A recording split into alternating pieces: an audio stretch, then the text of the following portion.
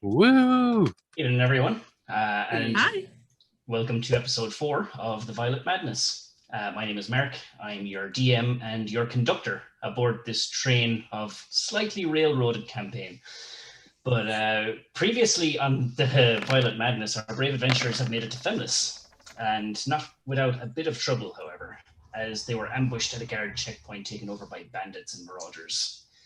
They were no match for the party in the end, but Shadar managed to catch Mina up to something. Might be nothing, but there was a strange somatic gesture performed by Mina. It's totally nothing. Totally fine. Just a flick of the hand, you know. But just so happened to be while the last bandit was relieved of his head. So I don't know, take from that what you like. But we'll have more on that in just a minute. I'd like to catch you all up on the goings-on in Penny Dragon Games. So, did someone say 200 plus new beasts to be used as party pets, character companions, familiars, encounters, polymorph options, and of course, wild shape shenanigans? What about 12 beast-flavored subclasses? Or 20 new beastly magic items? Get this and more in Bergen's Book of Beasts. Oh, and as well, for backing a physical tier in the first 48 hours, you'll receive a free hardback copy of Firestar Falling, a 100-page adventure that pits players against creatures twisted by a fallen star, so don't miss out. Just 2 days ago, last Friday, you can catch episode 11 of the Saffron Saga on Penny Dragon's Twitch right now or on YouTube tomorrow. The party survived the mines, but at what cost? They're hours behind Asher, and as they approach the airship, they're greeted by one hell of an ambush. And let me tell you, if you missed it, get on it, because that episode was bananas. Between the rogue doing some dope monk shit, moving across boulders, and the heartbreaking loss of a party member who had the most initiative, it was a great session. R.I.P. Torch, you didn't deserve to be tossed down that hole. On Tuesday, we're back with Fellowship of the Fallen with DM1 and the guys. The Fellowship come to blows with a couple of Ankhegs and survived, only to find an Umber Hulk that has taken up residence in the Loggers camp office. Beaten and bloodied at the end of the session, the Umber Hulk grabbed Magnar and is attempting to make its escape underground. Then on Friday, on the 25th, the Churn gang face Alderheart's council and learn a terrible secret. Definitely for sure this time they're going to learn a secret. And finally then on Sunday, DM Ben and the Cloaks of Minehelm will be back on the 27th, and amid the mud and the rain, the party come face to face with the brigands known as the Fearless Fellows. Severely outnumbered, they will have to fight for their lives and the lives of the camp dwellers that the outlaws have terrorized. And as well, just to let everyone know, there's a new mini campaign coming to Penny Dragon Games. Starting in April, join us for a suspenseful and intense investigation. A group of hired adventurers, played by very special guest players, investigate a series of missing persons reports. The players will have the people who have supposedly vanished into thin air have one thing in common: the last place they were seen, an old small shop in the corner of town. So that's coming at you in April. The amazing character art you see here for our players was created by Becca at Quadruple Bacon. You can find her on Instagram, and we all love Becca. You can find her on Instagram and TikTok, and you can check out her work there. She does an awful lot of good stuff. And the background music and ambience is brought to you by Tabletop Audio, and that's all pre-installed on Roll20. And all the maps you see during this adventure and most of the monsters are created by myself. You can find these and more on my Instagram at stiglitz.maps or on Twitter at stiglitz.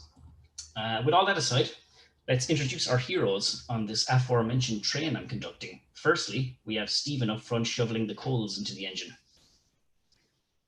I'm Stephen. I'm playing Sir Tyrion Shadowbane, the human paladin and chosen right hand of Thorm. He's the epitome of a Prince Charming without the actual royalty title, and he enjoys relieving bandits of their heads. I'm very charmed. Certainly does. Next up, hogging the drinks cart is Dave. Hello, I'm Dave, and I play Shadar Vicanis, Grave Domain Cleric of the Raven Queen. Shadar is a 100-year-old half-elf with long, bright white hair, typically tied into a tight braid. So in human years, he would look about 35 to 45 if it wasn't for that shock of white hair. He's usually dressed for battle in black leathers with a black chain shirt and his trusty mace. And Shadar wears a long scarf wrapped tightly around his neck at all times and has a brusque and irritable manner to him. Very good. Then sitting comfortably in our first cast cabin is Andy. Hi, I'm Andy. I play Mina Dumont. There's absolutely nothing special or suspicious about her at all. She's just a half-elven bard. And just, trying to find a horse, and everything else about her is totally, completely normal. And there's nothing really else to say there. So I'll hand it back to you, Mark. Nonchalant. She may as well be an NPC. I may as well be an NPC. Next up, we have Walking the Isles Punching Tickets is Matt. Hey everyone, I'm Matt. I'm playing the scholarly half-elf wizard Aelfric. He's a curious sort of a fellow. He's hoping to solve this mystery of the Violet Madness, and also hoping to hit with a disintegrate spell at some point. Very good, very good. Lastly then, chilling in economy class and staring out the window is Jonathan. Hello, I'm playing Christina Morrill, a Stormkeeper Ranger and Circle Spore Druid. She is still accompanied by her somewhat army of nature bees. Very good. With all that aside then, we left last week's session with everyone approaching the gates of Femlis. They went through Bandit Country, and the end of their journey is in sight. But before that, though, we're going to retcon to the night before. Where absolutely nothing special or suspicious absolutely happens. Nothing special or suspicious happens at all. But before everyone kind of turned in for the night, Mina did mention that she was just going to go about her business for just a couple of minutes or a little while. She didn't specify. I just need some alone time before camping with all of the civilians again. It was kind of a nightmare. Just gonna take a walk, maybe a couple hours. Okay. So as you leave the campsite, you kind of venture off a little bit into the woods that's close by, close enough that you can still see the flames from the campfire that's around, but far enough away that the voices of everyone has kind of grown distant. You travel in a little bit more, and as you do, can I ask you to make a perception check, please? Sure thing.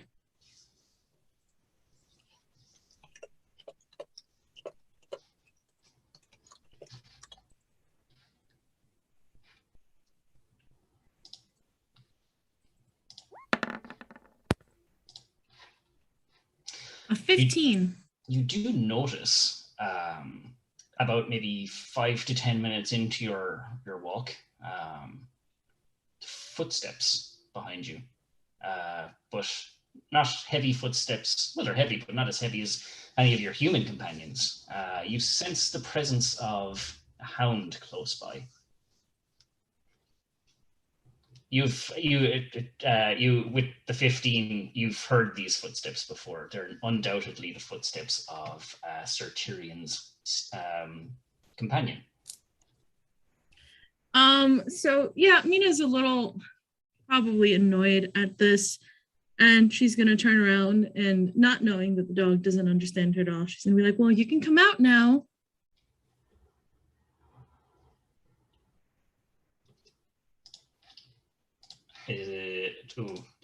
Are the guys after going on mute? I wonder, because that's up to Sir Tyrion.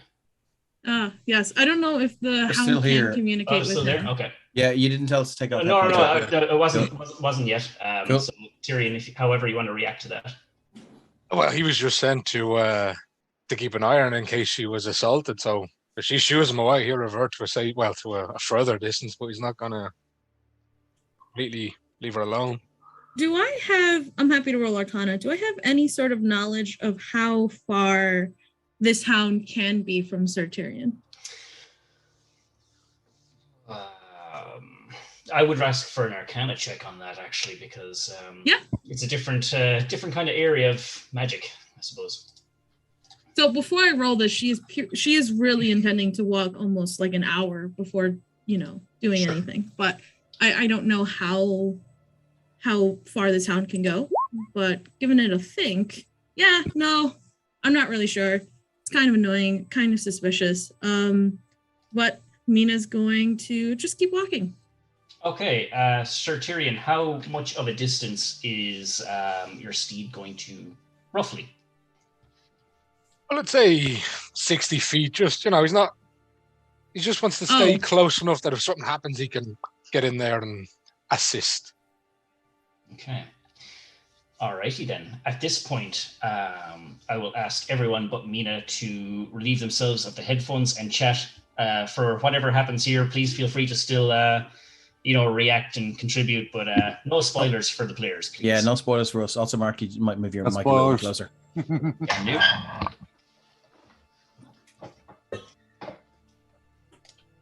Alrighty. Is everyone off? Everyone is off. At this point, Mina is going to shapeshift into a giant Tarask so that she can attack the party. Okay, they're actually off now. But yes, chat. So feel free to just throw random emojis and random things in the chat. That would be Don't hilarious. actually let them know. Like something like, oh my God, Tyrion's gonna freak out, or oh, and I thought Christina was funny. Anything like that, just nothing actually related to what we're doing. And I'm gonna make some wild hand gestures just to throw them off because I know that they're listening. And so, I'm gonna pretend like something's really big and happening here, and I'm outrunning the dog there. But yes, so my thought is, within an hour or so, I can get miles away from camp, and I am really intending to, because I can't have anyone knowing what I'm doing. So, on a clear night without any light pollution, you can see a light for like 8 miles. So, assuming somewhere between 4 and 6 miles potentially. So if Fido can see this, then Fido can see it. But I'm hoping that, he can't really go that far. I just don't know. Let me just double check. It doesn't. It will not. Yeah, it'll disappear. It's only allowed 1 mile. So Excellent. you notice after 1 mile. I don't know that, but yeah, but you do notice after a mile that it just disappears. Excellent. Yeah, I'm not really going to trust this. I'm not a super trusting person. So yeah, Mina's going to keep walking and keep traveling. And as she does, she kind of, her very dainty gait and her very kind of even the way she holds herself, just very flowery, kind of changes just a little bit. There's more purpose to her march. And then, a couple miles out, she's just going to kind of lift her hand up, and she's kind of feeling the shadow of the dead bandit that I stole, and it's just kind of crawling over my skin. It's itching. It wants to get out, and Mina's going to kind of let out a laugh, and it's an electric feeling. It's like the first hit of caffeine after not being able to sleep, or what I imagine drugs are like when you're just desperate for a hit. And she's just going to kind of let that feeling take her over, and she's going to say, "Oh, you've been restless all day. Don't you know you aren't going anywhere? You're mine now." And she's going to release her magic. And once again, her strides are going to change. They're going to grow longer and heavier as she puts his shadow on. And, even her breathing becomes heavier because of the way that the bandit used to breathe. And instead of Mina there, for anyone who would be looking, it is that soldier that Tyrion killed. And she's going to go, "That's it. So tell me, who are you? And what were you doing out there?" And at this point, she's going to try and access his memories. Yeah. And a flood of just different, just all at once, just pictures, images just flash through your mind, and you're just almost taken aback. Your eyes kind of roll up in your head a bit as just information floods your mind. You get a name, you get an age, you get a brief family history, you get addresses, you get friends, you get family, you get a whole bunch of information. I suppose unless you ask otherwise, the key information I suppose you get. So I believe he gave his name in last week's session. That was a lie. That was not his name. His name is Danilo. And Okay. Danilo, yeah. And he is not from nearby. He is from the neighboring nation from Castonia, Nabroya, a town called Cathorma. And it is kind of known for, being a dusty old kind of gambling town. A lot of kind of shady parts to it. A lot of kind of bandits and thieves kind of come out of that place. And he made his way north into Castonia, where he joined this band of marauders to kind of get more coin, find his fortune. It was adventuring at first, but it turned to banditry. Sorry, go ahead. And Mina will smirk with this guy's face, and in his voice, she's just gonna, "Ooh, naughty boy, lying. I've got all your secrets now." Yeah, and there's more. Like he makes his way north. You see just this, like in a flood of just different images and pictures. The timeline of his life, making his way north, and maybe his intentions were good at first, but there was that bit of darkness in him that kind of turned his life to crime quite quickly. Took advantage of this plague where he and his band of merry men, I suppose, ambushed the town guard that had held a checkpoint, and they knew that the town guard were at their limits. They were stretched for resources. And, you remember when he was begging for his life, that he's this isn't him. He was just the times bullshit. He had darkness in his heart. He was a murderer, basically. He was in it only half for the gold. It was half for the thrills as well.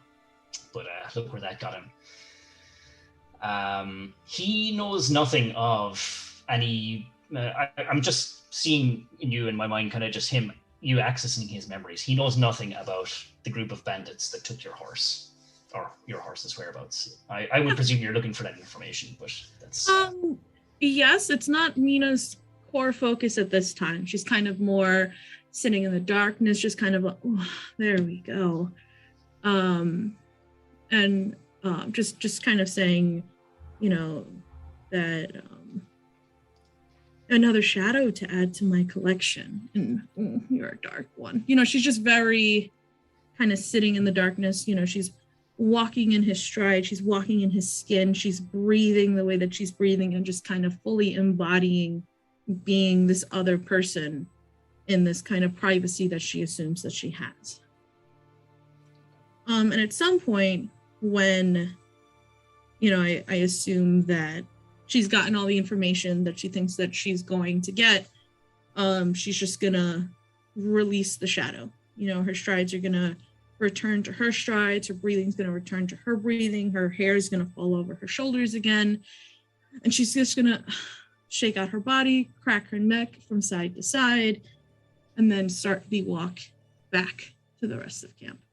But kind of armed with this new information, she's probably not going to share any of it, but she has it. Cool. Perfect. She's just a collection of memories to add to her collection of memories. Alrighty. I think at this point then we'll welcome back the rest of the crew. So headphones back on, guys.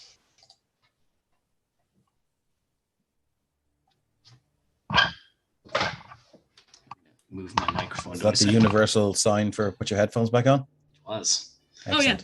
Oh yeah. Do I sound a little louder now? Because my mic was kind of far away, I think. I think so, yeah. You can move it a little bit closer, I'd say.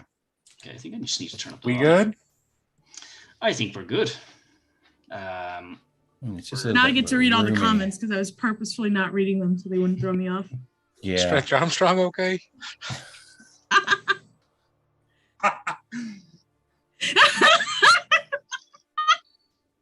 It's some mad shit. I love it. Yeah, maybe you'll find out in time. Maybe. So Mina, you guys, so actually Tyrion, after about a mile, Mina keeps walking and Fido that's his limit. He can't go any further than that, so you lose her. No, he can. No? He just can't telepathically communicate after a mile. Ah, so how far can he go? As far as he wants, I just can't talk to him outside a mile. Ah, okay. Ooh. That's different. Oh, that's then. fun. I misread the spell. Okay. Well, no, maybe I misread it. That's what I thought it said. No, I probably did. No worries there. We'll resolve that there shortly enough. Yeah, I was gonna say because things would have been different if the dog was still following. Mm-hmm. Yeah. Okay. Like, you know. Yeah, we'll touch back on that anyway afterwards. Excellent. We will, unless there was anything you guys wanted to add that night after Mina comes back, we can skip straight to the following morning. I don't think we. She's in a good mood when she comes back. Like, you know, her head is cleared and she really needed that. And Bees are everywhere. They always are. Alrighty. So the following day, then, as you said, we reached Femlis, and as I said last week, you know, you kind of see it over the brow of this hill. You just see the village. It's kind of like mostly on an even bit of land, but kind of the south, kind of eastern part of the village is kind of on this slope. But the wooden walls surround the entire little village. And as you approach the gate, you are greeted by 2 guards. Let me change you guys over there. You should be at the very bottom of the map. Hey. So you approach the gate. You are greeted by a dwarf and a human. And they say, they put up a hand and say, halt, travelers. Come from the Grendal Road, do you not? What, where have you been? What have you seen? Grendal? Pfft, hardly. They haven't come from Grendal. What are you doing on this road? My friend, it is the Grendal Road. do you want to take this? Mina's gonna ask the Duke. I'll probably listen to you. You don't have to. That's a good point. Okay. Thanks. If anyone has authority here, it's the Duke. We should have Absolutely. the authority. Yeah, so like he was kind of behind you guys, and I take it like you guys just kind of part ways and let the Duke kind of come up the center, and like you see the dwarf, his eyes just go as if he's like seen a ghost, which in his mind he probably has. He goes, "My God, it's the Duke. He's alive. My lord, where have you been?" And yeah, he'll respond. He'll kind of relay everything you guys have been through these last few days, and you know the state of affairs in Grendal, the state of affairs with the town guard, and the resources, and everything that's happened up until now. Mina will lean towards someone who's next to her, whether that's Aelfric or Shadar or Tyrion or Christina, and just be like, "Wasn't the Grendal obvious? We're on the road from Grendal."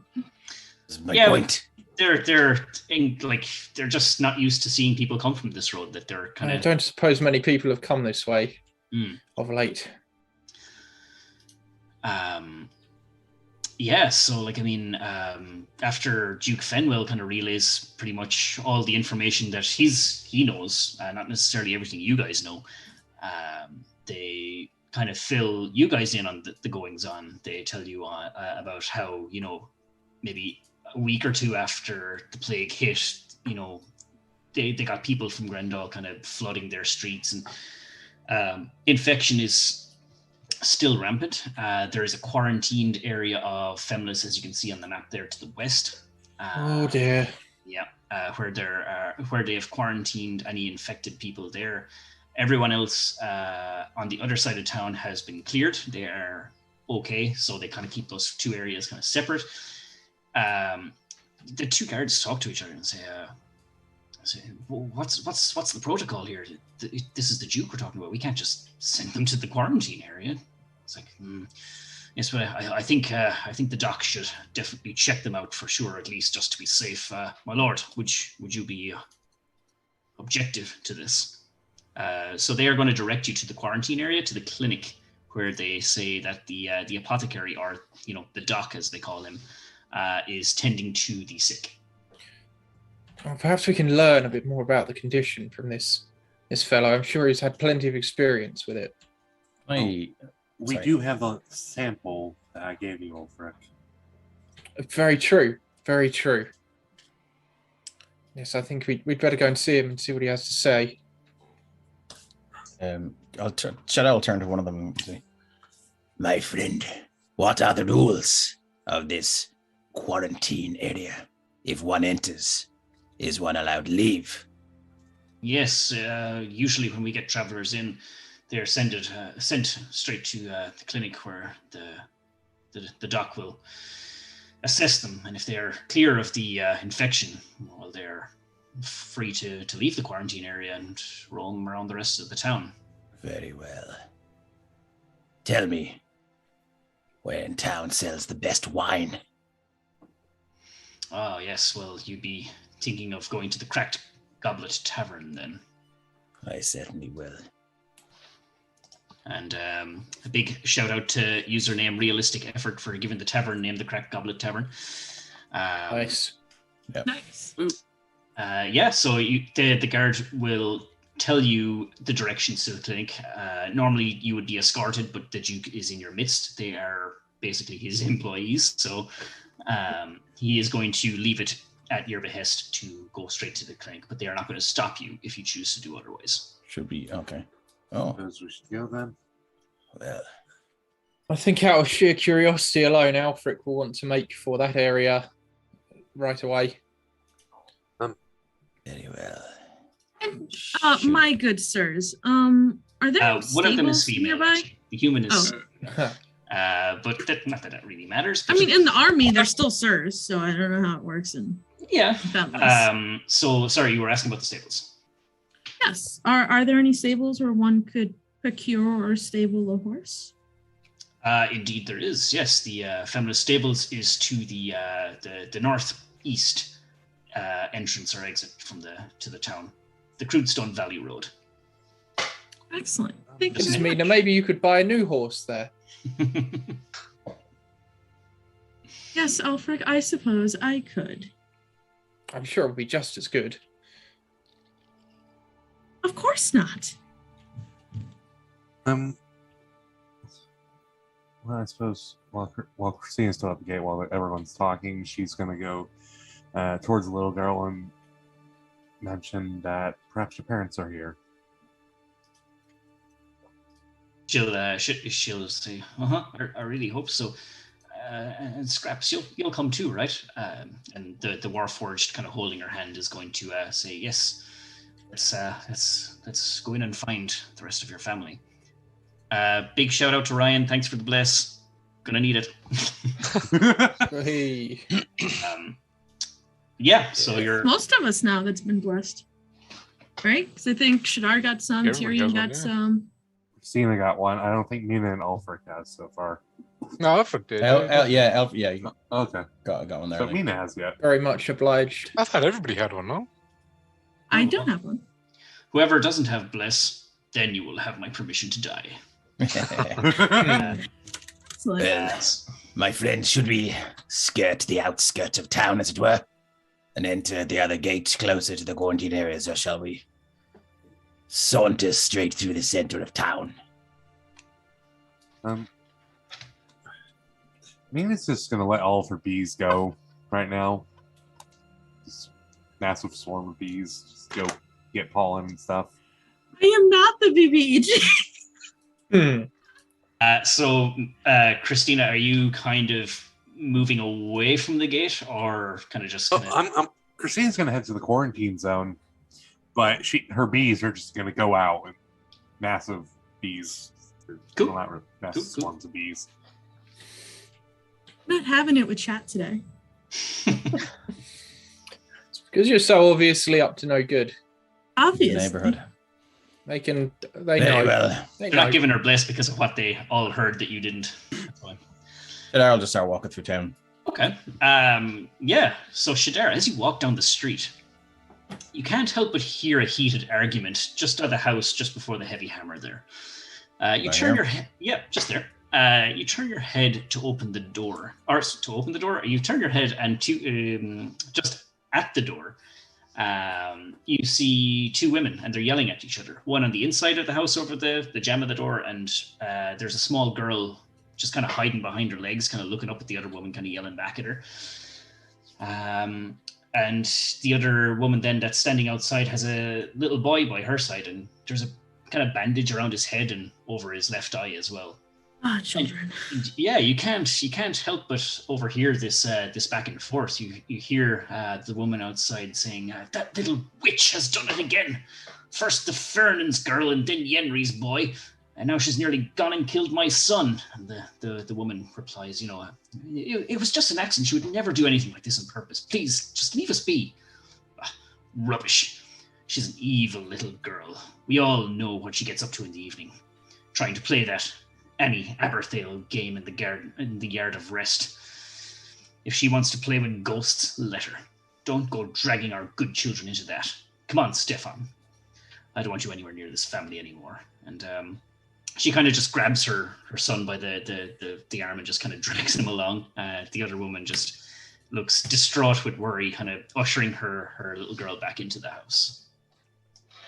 So they're all gone. So, the woman is still kind of like at the house, but the woman with the boy is after heading up. how did the girl? I'm happy to roll perception. Was she? Did she look guilty? Did she look like she felt bad? Did she kind of look like she enjoyed it? No, she was kind of half hidden behind her mother's skirt, like just peering out with just a pair of eyes, like as if she was scared. Okay. I'll turn to the mother and say, "I couldn't help but overhear, my dear, mention of ghosts." Oh, well, And I'll kind of pull my scarf aside a little bit and display the holy symbol of the Raven Queen. Okay. Yeah, she'll say, "It's just a silly game the children are playing. There's no such thing as ghosts." I'll kneel down to the child. "Come here, little one." Roll a persuasion check. I am so concerned. Right, Christina's in the back too. I am so concerned for this poor child. It's a 9. Yeah, she is. Nope, not going near you. He is a bit Smart scary. decision. Can I try and intimidate the mother? Oh no! Jesus. How are you intimidating the mother? I will stand up and I'll say, "I hear talk of ghosts. If I were you, I would persuade the whelp to speak to me, lest the full might of the Raven Queen descend on your doorstep." Are you threatening a child? Glad we're Threatening getting her along with the mother. locals. Roll intimidation. She's going to roll insight to that. "Oh, for fuck's sake." I imagine Nina interrupts you as you're trying to do the threatening. Just like, are you threatening a child? Shadar? "I'm threatening her mother. Why? I hear talk of ghosts. Are you scared of ghosts? My duty is to hunt them down and destroy them. If there are ghosts in this town, I will find them. This child will tell me where they are." The mother, who has had just about enough of people badgering her at her doorstep, say, "Can people not just leave us be? It's just a silly game the children are playing. This Annie Aberthail game. If we're so curious, why don't you bother the Aberthails?" "Where are they?" She'll as she turns her back to you, she'll say, "Or what's left of them," and kind of toss her hand up towards, like, the north direction of it's up at the top corner there. So she'll tell you to go bother what's left of the Aberthails. "I have my eye on you." She'll slam the door shut behind her. So we're making friends. So this is nice. While the party is walking away from the gate, Tyrion will turn to the guards and say, "You mentioned this road is very rarely traveled. Have you seen someone in a blue cloak travel recently? It would have been in the last day or so." Let me see if they have.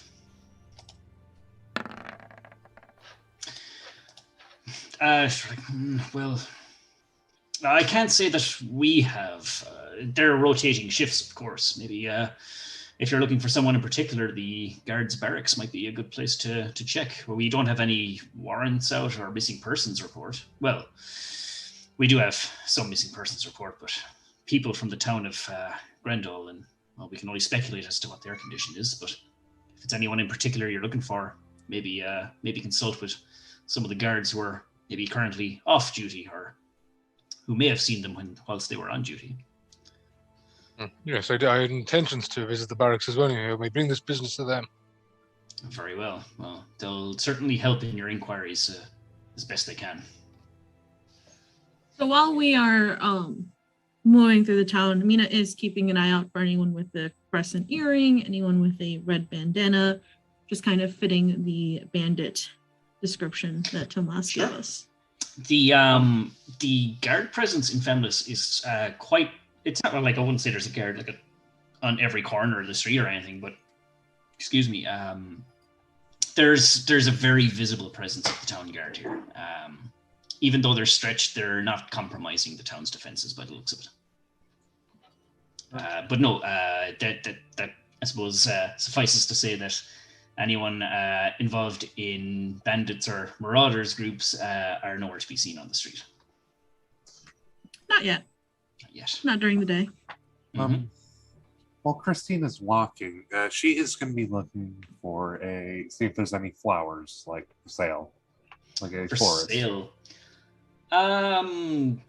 No florist in particular, but you could probably you do pass when you reach the center of the village here. You do see a little wooden sign outside this place saying Craig's General Goods. Might be able to get some stuff in there.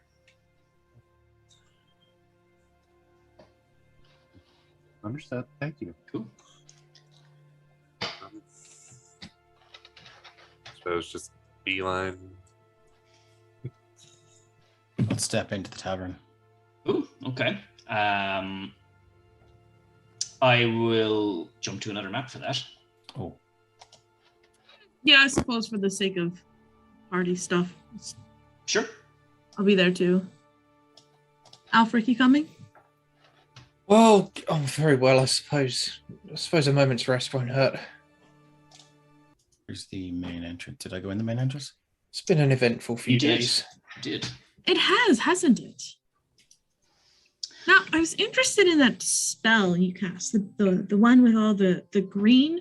Shadar seems to think it was very scary, but what does it do? Well, that is the technical term is disintegration. Ooh, that is a scary name. That's exactly It what it says. reduces the target in most cases to naught but a pile of ash. So did it not work?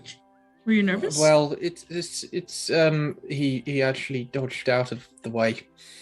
I didn't see the whole thing. I just kind of saw you and. If it's all the same, it's a trifle embarrassing. Oh, no worries. As you guys walk in the front, you see someone just kind of sitting at a little table, a little table at the front. She welcomes you in. She says, Hail, are you visitors to Femlis? I have not seen you before. Yes, we have come from the plague-infected town of Grendel. She's like not gonna like react to that. She'll just like stone-faced look at you and say, "That's a joke. It's not in good flavor, my friend." What he means to say is that we have come from out of town and we're weary. I mean, you see the look of him, quite bookish. He's just trying to work on his sense of humor. Yes, well, I apologize if I didn't see the humor in your joke. To be fair, there wasn't much humor in the joke. We're working on it.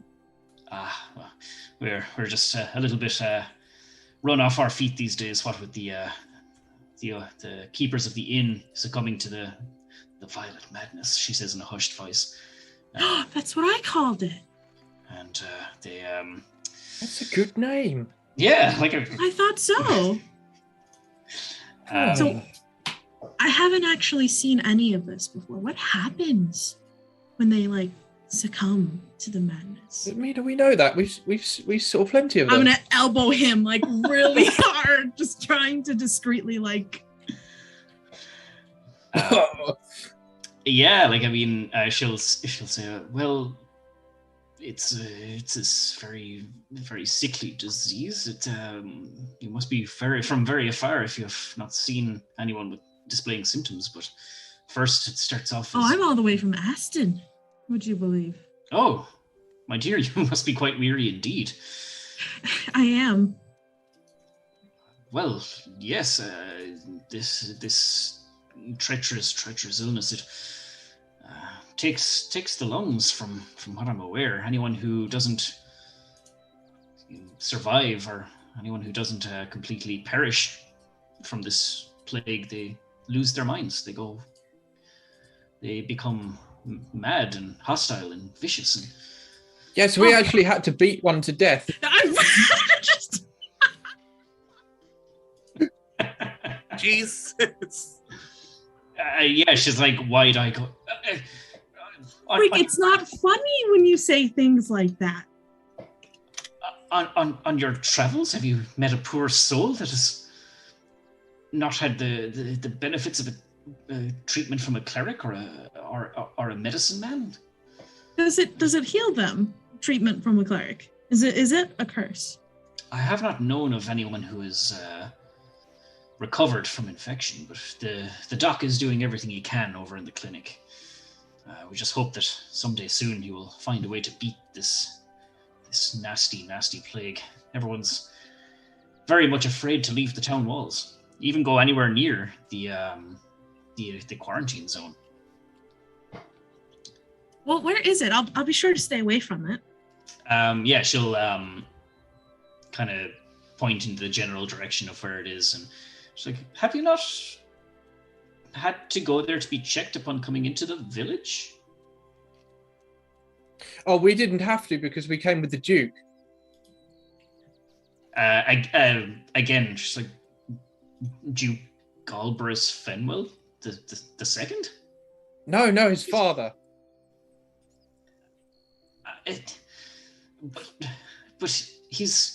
But the Duke is.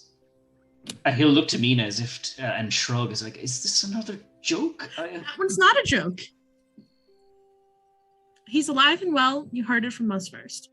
She's just gonna. Please, yes, no, make yourselves comfortable inside the tavern. If you need lodgings, we're acting as an inn also. If you need to lie down and rest, which I would suggest maybe you should, please. What I really need right now is some wine. So, which are the best bottles here? Well, we have some nice red wine. Although, actually, we have a bottle from the vineyards just outside Aston in our midst. If you go in and talk to our barkeep, he will be happy to oblige. Thank you very much. And I'm going to grab Aelfric either by the elbow or the hand. Yes, and just thank you for your help. Okay, thanks, bud. Well, that's going on. I don't understand. Why were you lying to that nice lady? Well, people always give you more information if they're not scared of dying when they talk to you. Our fear is, I suppose. Yes, I suppose you might have a point. And people love giving information, and they love to be right. So, like, if you want someone to tell you something, often if you say something wrong, they'll just jump in to correct you, and then you got the information that you're looking for. Or in this case, if you just act like you don't know anything, they're happy to seem smart and tell you things. But I'm very rarely wrong about anything. Sure you are.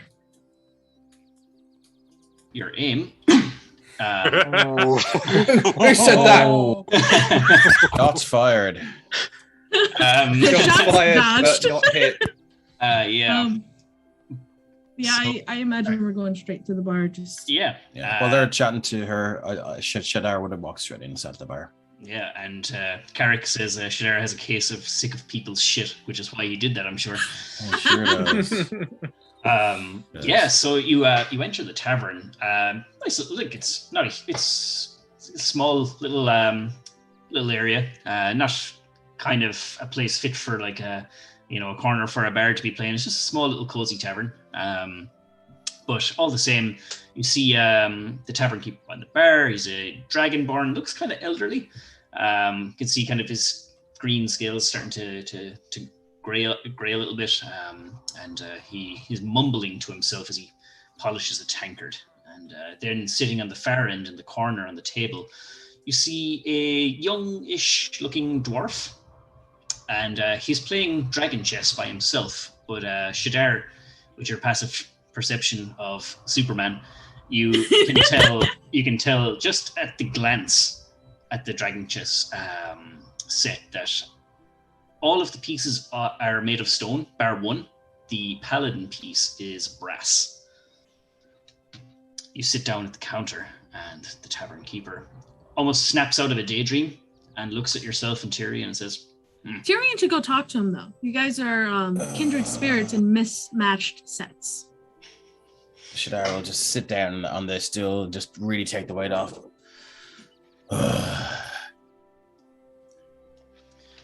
Greetings, my friend. Greetings to you, humble folk. What can I get for you today? I seek wine, and plenty of it. Very well. Would you like a commoner's wine or a fine bottle? Do I look like a commoner to you? He'll look you up and down and shrug and say, fine. And I'll, like, my holy symbol is clearly on display. Okay. He'll look at it, kind of look at the holy symbol up at you, back down in it, and he'll go. As he turns his back, you hear him say something like really, really quietly, like just with a sigh. I know. Yeah. But you can make out a couple of words. Okay. And you say, so you hear him say just the words, him, and the old mill. He says under his breath, and he comes back and puts the bottle of wine on the table. Is that going to be one glass or two?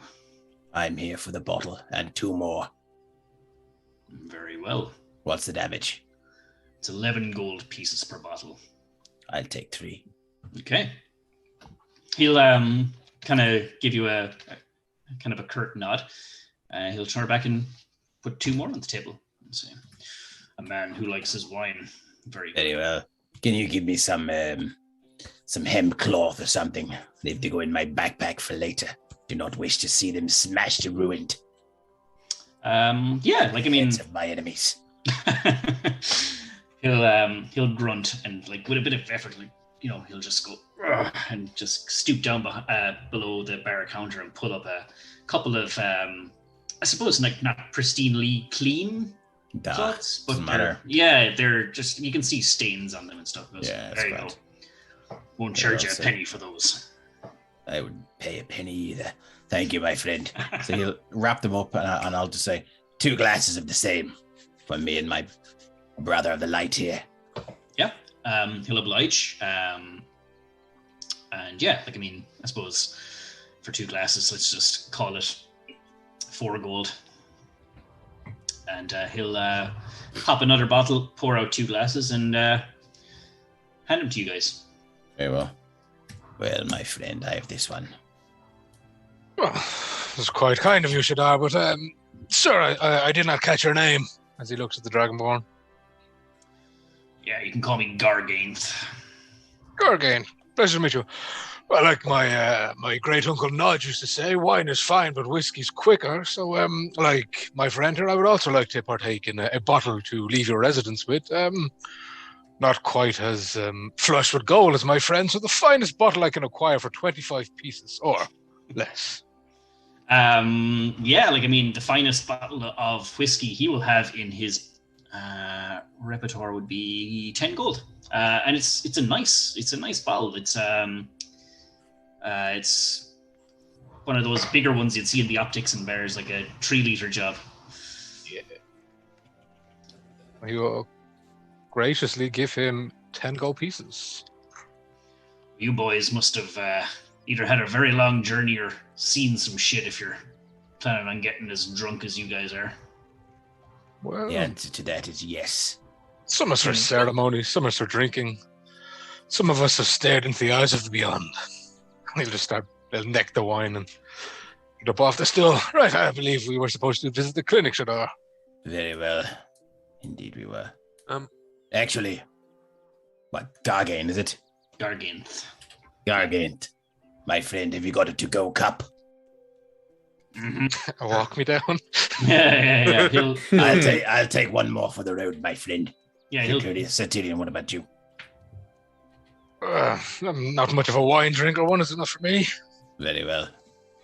he'll pass you just a little kind of crunkly old wooden tankard. Yeah, Crown. What's that, another 4? Yeah, Fucking, do you know what? It's pricey, but it's worth it. it's the good stuff.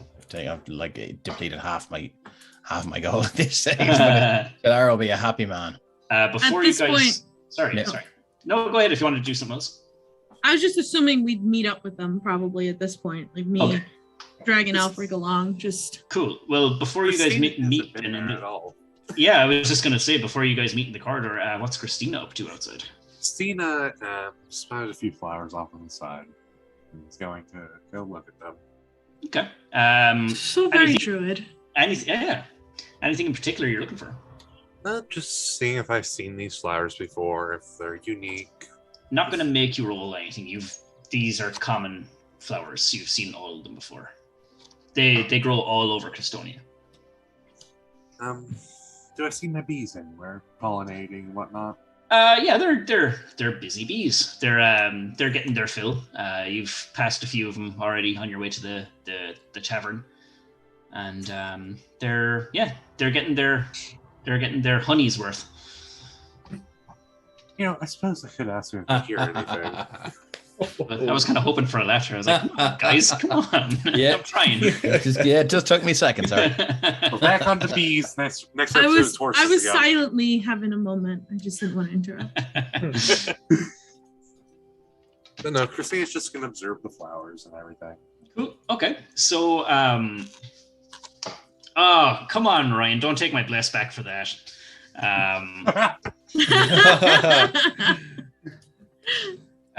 So yeah, you guys meet roughly around the hallway area. I don't know if Mina and Aelfric wanted to wet the old beak, but up to you guys. Yeah, I imagine I did say I was dragging you along, so I imagine I'm dragging you along to the bar, and then I see the two of them coming back, and it's like, already? Oh, hello, friends. I just got a to-go cup. And a bottle. It's nice. How's the wine? Ceremonial. Try some. Oh, and she'll try some, hand it back, and go, oh, yes, sir. Can I get a bottle of whatever's in his cup? Gargant is getting. He's just gonna close up shop after He's going to close early, yeah. It's not, my friend. Town is in quarantine. That booze was for the whole town for a week. Mina, you have definitely tasted this wine before. It's familiar to you. But yeah, 11 gold from you if you wish to procure a bottle for yourself. Oh, yes, this is one of my absolute favorites. They grow it near where I'm from. Really? Grapes, you mean, not the bottles. No, bottles don't grow. Tyrion. Those are then made. now. Once I meet the Raven I have Queen, seen that some is my strange dearest things, wish. Miss Mina. It's my idea of paradise. Past Wine? the gates of the Raven Queen, where bottles of wine grow from the earth. Is that part of her tenants that bottles of wine grow? No, the Raven Queen is the one who guards the gates between life and death. And then one must go and face judgment elsewhere. She is but a gatekeeper. Oh, yeah, yes, thank you for the wine. And Mina will hand over the 11 pieces without kind of thinking about it. you guys heading up then? Yeah, let's head to that quarantine zone. Really should have been so long ago. Are you guys heading? Where's Christina? Was she not with you? Yeah, she is there. Yeah, Yeah, once you just- step outside the door. Woo. You see her coming back from the side. Half elf on the shelf says or the crate keeper instead of the gatekeeper. So are you guys going straight to the clinic? Yes. Okay, I'll I just suppose we'd better. rather than drag you onto the town map, I'll drag you to the clinic map. By the way, where are the rest of her people? They went ahead. Oh, shit. So you approach the clinic in the quarantine area. As you can see through the windows here, you can already see just kind of makeshift kind of cots, just like they're bedrolls on the floor, and you just see people like, just kind of just writhing on the bed, or just some completely still, some just looking in the windows, you can see that there are some people suffering inside. The situation appears to be quite desperate here. In a question that is no way trying to cement me as the BBG, is anyone dying in there? Oh. Riders on the storm drinking. Nice. Looking through the window from what you can see, no one, like from what you can tell, no one is dead or dying per se. Like you're too far away to tell, but there are people in there clearly in pain and suffering. Yes. All right. Well, Mina's definitely going to hesitate. Like, do we have to? Is there anyone at the door, or is it just like... It's just closed. No one's gonna... Christina's going to go try the door. Yeah, it's unlocked. Okay, Christina's going in then. Shadar will turn to Satyrian first and pull out one of those rags that he has around. Well, he's a bunch of rags in his bag, and he'll just ask Satyrian, My friend, any chance of some whiskey on this? Well, it's got to use this, I know any. Terrible waste, my friend, but needs must. He'll pour out a dash on the cloth. and he'll just kind of soak it in, and he'll tie it around his nose and mouth. I think we should stay out here. Just get him to come out here. Tina's already on in. Yeah, so Christina, when you enter, it's a pretty grisly scene. You see a whole bunch of people on these like little bedrolls. Like this wasn't a clinic before it's been denoted as a clinic. This was something like a town hall or something like that has turned into a makeshift clinic. You see people just kind of Aelfric, okay. Kind of wailing, kind of, crying in pain. Others just completely still but breathing. Although their breathing is kind of just husky, kind of like this. And around you, you can see various kind of, tools. You see a couple of medical tools, like bandages, kind of medical scissors, scalpels, things like that. And you also see like a book here with scribbles in it. Other kind of medical tools over here, and you just see kind of buckets of water with sponges kind of just bobbing up and down in the water. And as you kind of get halfway up, you see someone turn the corner up above and come down the hallway. And he approaches you, Christina, and says, are you new in town? Did the guards send you here to the quarantine zone? Yes. See, well, I better take a look at you. Best to not get too close to the patients, though they're not infectious. They're not at that stage yet. It's always good to just keep your distance a small bit. And he'll come up and have a look at you. Aelfric bottle, by the way. And sorry, what? Yes. Oh yeah. See, well, let me take a look at you. Could you remove the mask, please? No. I'm sorry. No. Oh, okay, but I'll need to. Oh yes, hello there, young man. Well, not young man, I suppose. Very kind. I take it you're the apothecary. Indeed, I am. Yes. It was a pleasure to meet you, my good fellow. My name is Aelfric. Yes, Dr. Albrecht. Albrecht. Pleasure to meet you. Dr. Albrecht. We have a sample. We have come from Grendel itself. From Grendel. Yes. We were there when this outbreak first began.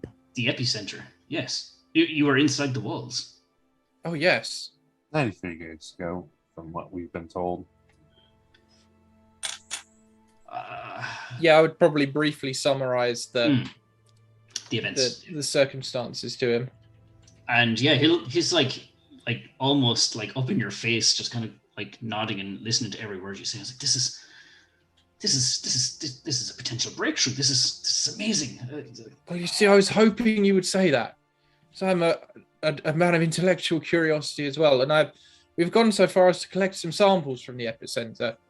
I was unable to deduce anything with the limited time and equipment I had to me available. But perhaps you can do better. Yeah, and he kind of just like claps his hands together and like grabs you by both shoulders, and not like aggressively, but he's like, young man, you've brought samples from the epicenter. No one was able to gain access to Grendel. This could potentially, we could find a cure. You could have saved us all. Oh. And he'll say, please, I must look at the sample. I must look at, you said you were in Grendel for 93 days, or well, longer now, but over 90 days. It seems to be so. There could be something about you that could help. Please, along with the sample you're providing, may I examine you also? I'd be pleased to offer any help that I can. And by all means, take this sample as well. I'll hand over that. Yeah, and he'll take it and he'll very carefully just place it. But perhaps there is something you could do for me. Absolutely, I'd be happy to do whatever I can. I uncovered a potion of unknown provenance when I was in Grendel.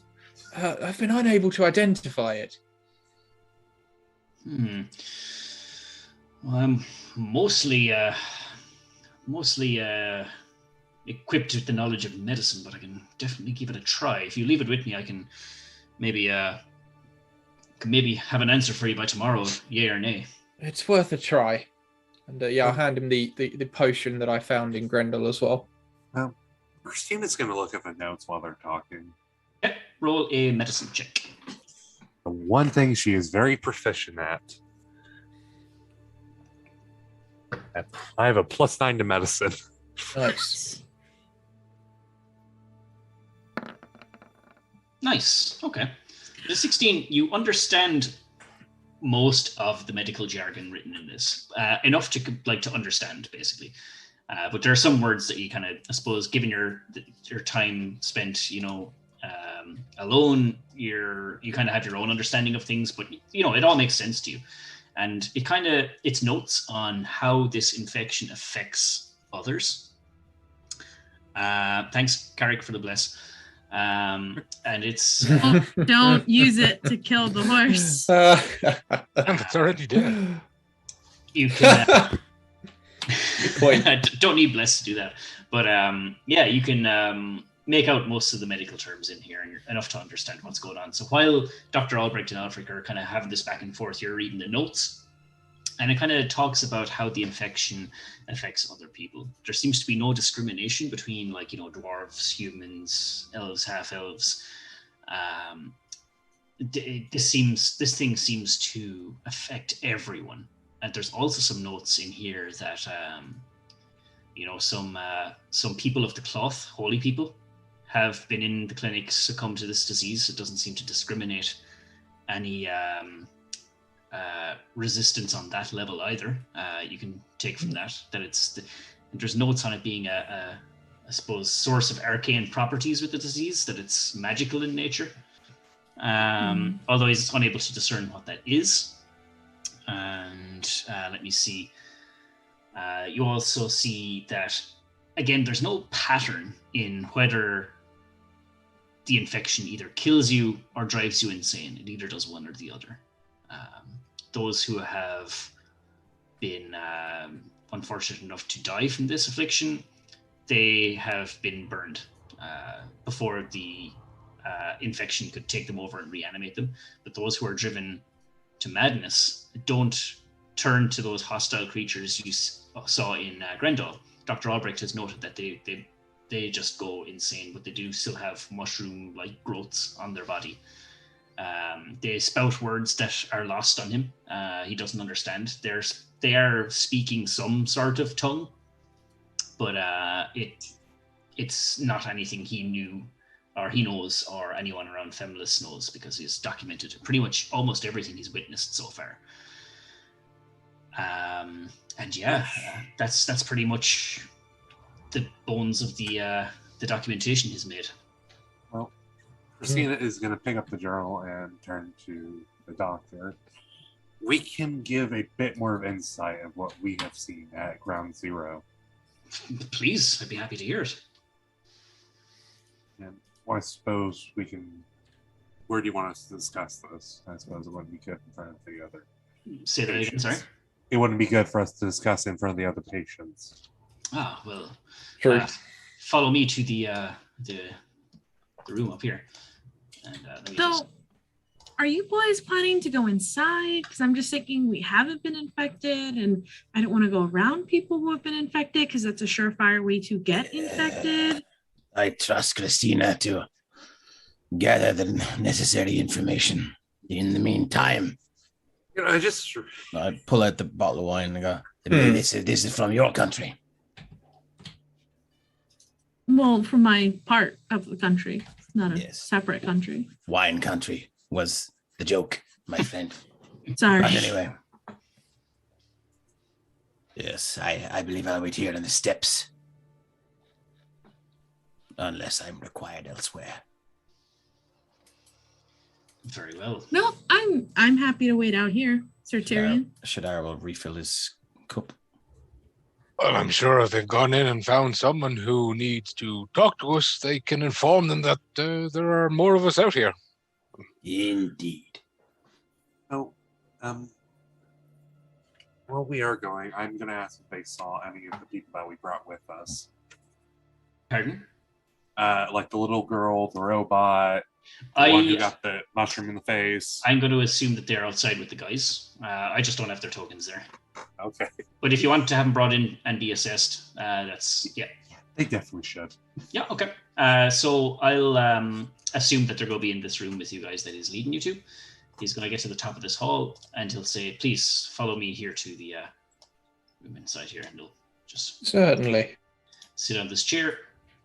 And Aelfric, as you pass by, you kind of peep in this door here, and you see sort of a makeshift kind of laboratory. You can see some tables there, and you see it. This is just out the corner of your eye as you pass, but it's the door's wide open. It's not like a secret or anything, but you just see that there are some more seriously ill-looking bodies, let's say, in this room. Dreadful. Dreadfully sad. So the doctor takes a seat and gestures for you to sit down and says, well, please, tell me what you know. Well, Aelfric, would you like to go first? So Aelfric would recount the full sort of series of events. He's not going to hold anything back. Just everything from attending the theatre, these hooded figures coming onto the stage, and then being apparently knocked unconscious for 3 months, and then coming to and finding the fungus-infested town and many of its unfortunate inhabitants. And Christina will bring up a talk about the mushroom horse that Andy and them encountered at the stable. Good point. You weren't there. The docket will say, yes, well, as I noted, the infection does not discriminate among races or species. Even dogs, cats, horses, even plant life can succumb to this malicious disease. But you mentioned something there, Aelfric, that you were. I presume you told him absolutely everything. And he goes, you mentioned you're an acquaintance of Gelfond. Yes. He came through here. Well, a good few weeks back now. He was heading home before word of the demise of Grendel swept the entire nation. And he was I don't suppose you recall when precisely he came through, do you? Well, I would say probably about 2 months ago. He said he was going back to Pethlan. He was very upset and distraught over the demise of his home.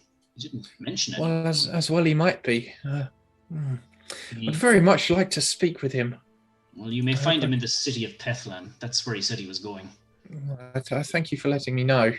Indeed. I was speaking with him before he left. But you see, you recall I spoke about these hooded figures that we saw. Mm. It leads me to fear that this is, well, not a random event, but perhaps there's some sinister design behind the release of this contagion. Indeed. And, you know, something you say strikes true.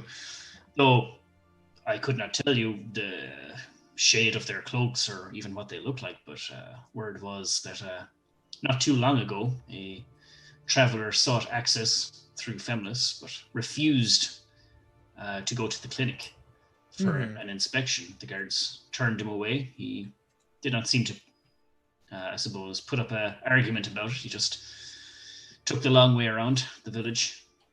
But I don't know. It seems, unless one was infected and not willing to receive treatment would be the only reason I can think of to not come to the clinic, at least for an inspection. So take from that what you may, but that is I'm all. glad you've told me. If there's nothing that we can discern from samples that we have brought, then perhaps our next port of call will be to try and find this fellow. Might be too early to say yet, my boy. I need to examine this sample. It might take me a day or so. Yes, time will tell.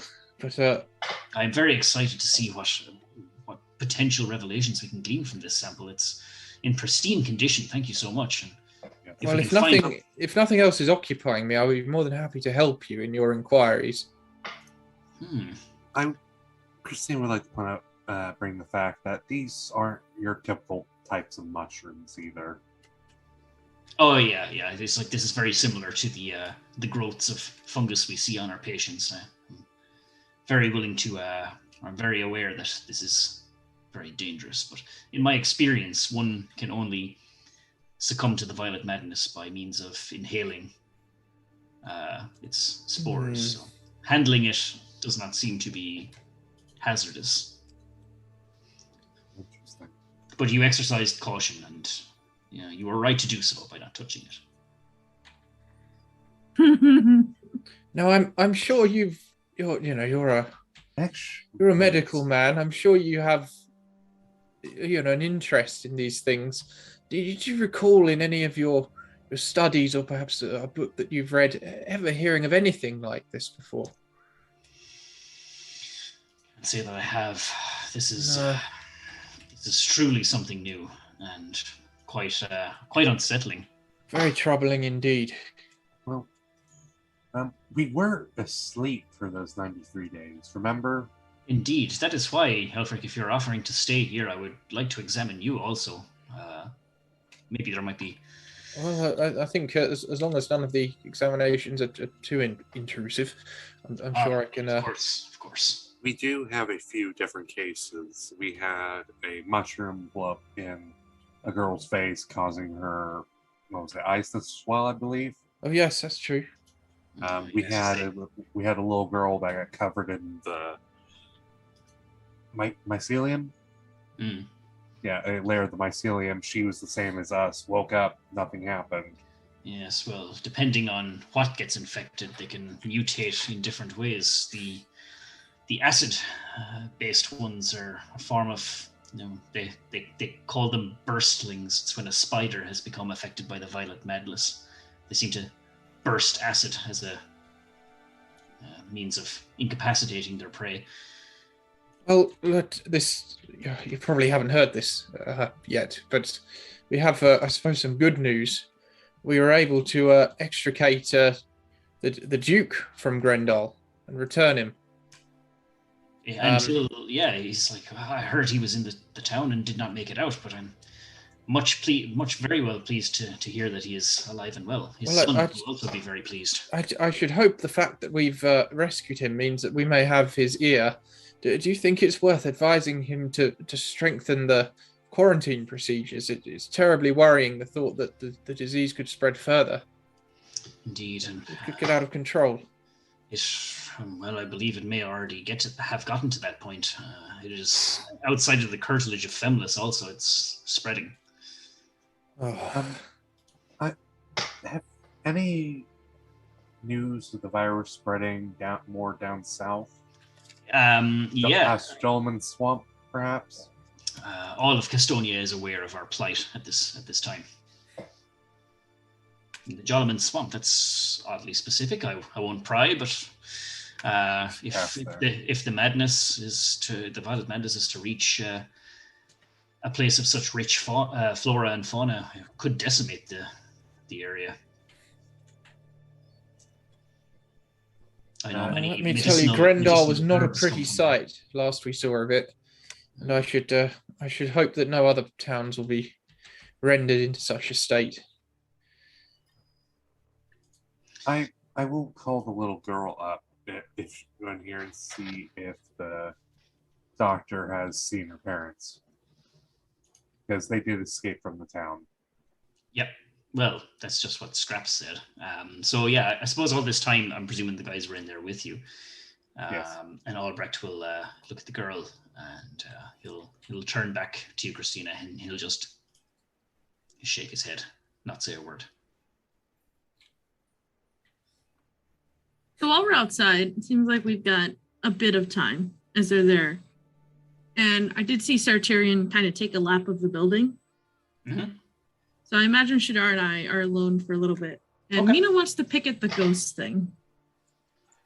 So she's just kind of gonna watch Shadar drink. And so the ghost, you seem pretty interested in the ghost thing. Is that like sacrilege for the Raven Queen, or you scared of ghosts? First off, would you care for some wine, my friend? Always. Very well, let's pass it about. Oh yeah, I will take a swig as well. Hand it back. It is Not my really. duty to hunt down ghosts and destroy them there. Any undead is an abomination in the eyes of the Raven Queen. She's the goddess of death. The natural conclusion to life is death. But Anything that seeks to subvert that natural progression is an abomination. But to be a ghost, you must have already died. So is the thought that if you're a ghost or some kind of zombie, that you're not actually fully dead? The theory is you have been held back or restricted from the natural course of events, which is one's soul should travel to the realm of the Raven Queen. So you're more just returning lost things. Indeed. Huh. So when people make ghosts or zombies, are you saying that they're stronger than your Raven Queen? No. But then how would they be able to keep things from her? just curious. Shadar sighs deeply and throws his eyes up to heaven as if he has to explain the same thing to a child. And There are magics in this world that enable one to capture life's essence before it flees this plane. It's kind of That scary. is what I'm here to prevent. I mean, I will look appropriately disturbed, just kind of like, ugh. And then she'll eventually just, a noble cause. Indeed, cheers to that. Cheers to that. It's good wine from your neck of the woods. It's my favorite. And I should have gotten a local vintage as well, but we were Like rushing. an A-B comparison. Oh, there's no comparison. This wine from Aston is the best, but It's pretty good. well, if you're ever in my neck of the woods, I'll take you on a tour. I'd certainly enjoy that. And what about you? Seem less worried about your horse than we did in the other town. Oh, no, I am very worried about my horse. I just want to get this quarantine stuff over with so that I can go and see if I can find him on my own. If we could just get him out and complete these examinations, move on. It's very much like a bath and some fresh clothes. Oh, I hear you, and I agree. We all need baths. I was looking for water, and I actually hadn't seen any from Grendal to here. I'm not much on the topography side, but I thought there would have been something. I don't know if the fungus had anything to do with that disappearing. Who knows? But yes, once we are done with everything here, I suspect I shall take my leave of you all and go and find my horse. Well, good luck to you. Thank you. And good luck to whatever mystery you guys are going to attempt to uncover with this violet madness. Indeed. You see, for us it is duty. Yeah, I really don't. I try not to get mixed up in big things. I'm not really someone who's capable of handling things like that. No, big scary fights and. Do I believe her? You can roll insight. I sure will. Would you like me to roll? You can GM roll what you plan on rolling. Sorry. No, I'm talking to me. Fuck it. I'm going to use my bless. Nice. Very nice. handy. So there is a bit of honesty in this. Yeah, that's why I'm Roll asking deception. for the GM roll. Okay. That's why I'm asking for the GM roll. Pick whichever one you like. Hold on. I always forget how to GM roll. /GM roll. I could chat. If you want to just roll either or either, it's up to you. Whichever way you wanted to play it. Wait, which are the two? Mm-hmm. Or GM or private? Or GM or public or deception or something else? You can go roll it publicly if you want. Since it's fairly clear you're going with deception. I got it. Shadar, she seems fairly kind of on the level about it. Yeah, I don't want to get involved with anything really big. I just want to go home and drink some good wine at home. Sounds wonderful. Unfortunately, there are some of us who don't have that luxury. Well, if your travels ever bring you down to Aston, all of you guys are welcome to have as much wine as you can drink in my estate. Indeed. I look forward to it. Should I put the cork back in the bottle? Stick it in the bag. Is there anything? Sorry. Is there anything else for outside before we see what Christina and Aelfric want to do? I imagine Tyrion's back at this point if you want to. Yeah, that's what I was going to say. As Tyrion comes back to the this conference, it could just be my my experience with large collection of deaths, but this being a clinic for a disease, there is no mass grave. I have circled the clinic, and I cannot find what they are doing with the remains of the infected. Could be somewhere else, but I find that suspicious. Most likely, they are in flames. There are no scorch marks, and I see no chimney. Did you find a crematory? I did not. Maybe to somewhere else and then move the bodies, but I love a good crematory. This is morbid. I love the Somber solemnity music. talk in the morning. But it's a morbid scene. You're in a clinic full of infected, dying people. Not a pleasant environment. Well, let's get this examination over and head to the tavern. What say you? I might have a stop on the way to the tavern, but that could be where we end up. Indeed, as do I, my friend. I need to buy some herbs and other tidbits. Very good.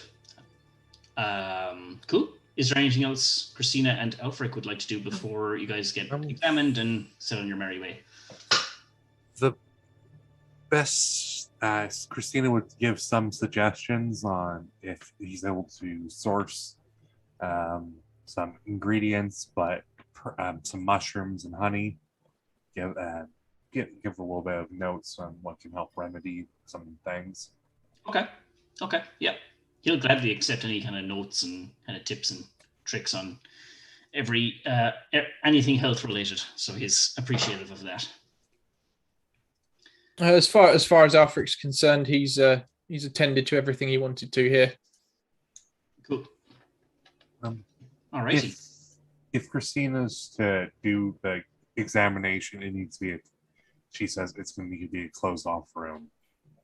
So your examination will be private from everyone else's? Yes. Okay. Yeah, so in that case, then I'll say, well, we'll do the examinations in here and you'll be the last to leave. We'll do you last. And he just kind of does a very kind of,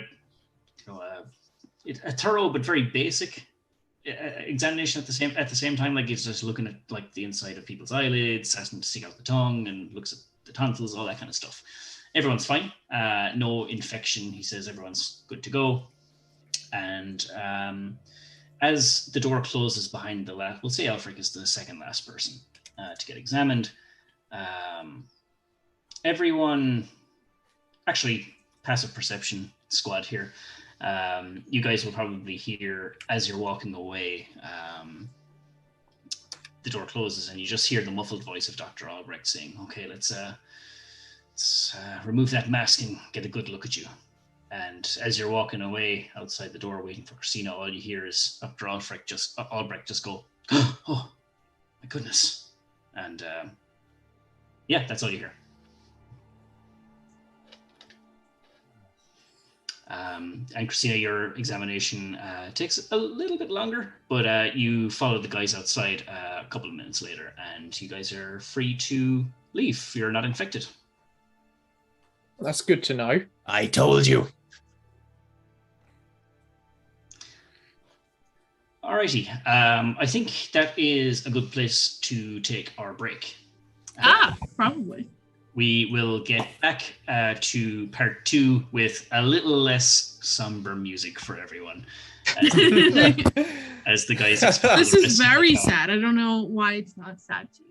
Again, there's no bard in the corner, like, doing his thing. Playing a jaunty tune. I was just having a good old drink.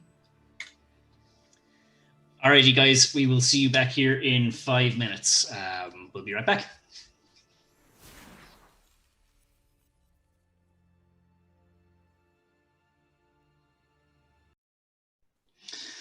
Welcome back, everyone. We are just after leaving the clinic, and we're back in Femlis, where the music is just so much more peaceful and nice. Yeah, you guys are free to roam the town now that you've been cleared.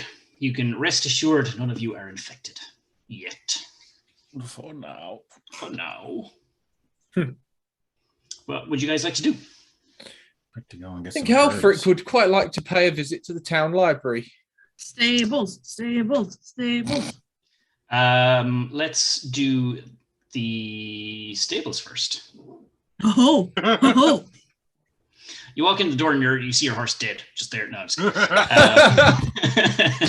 kidding. Cooked.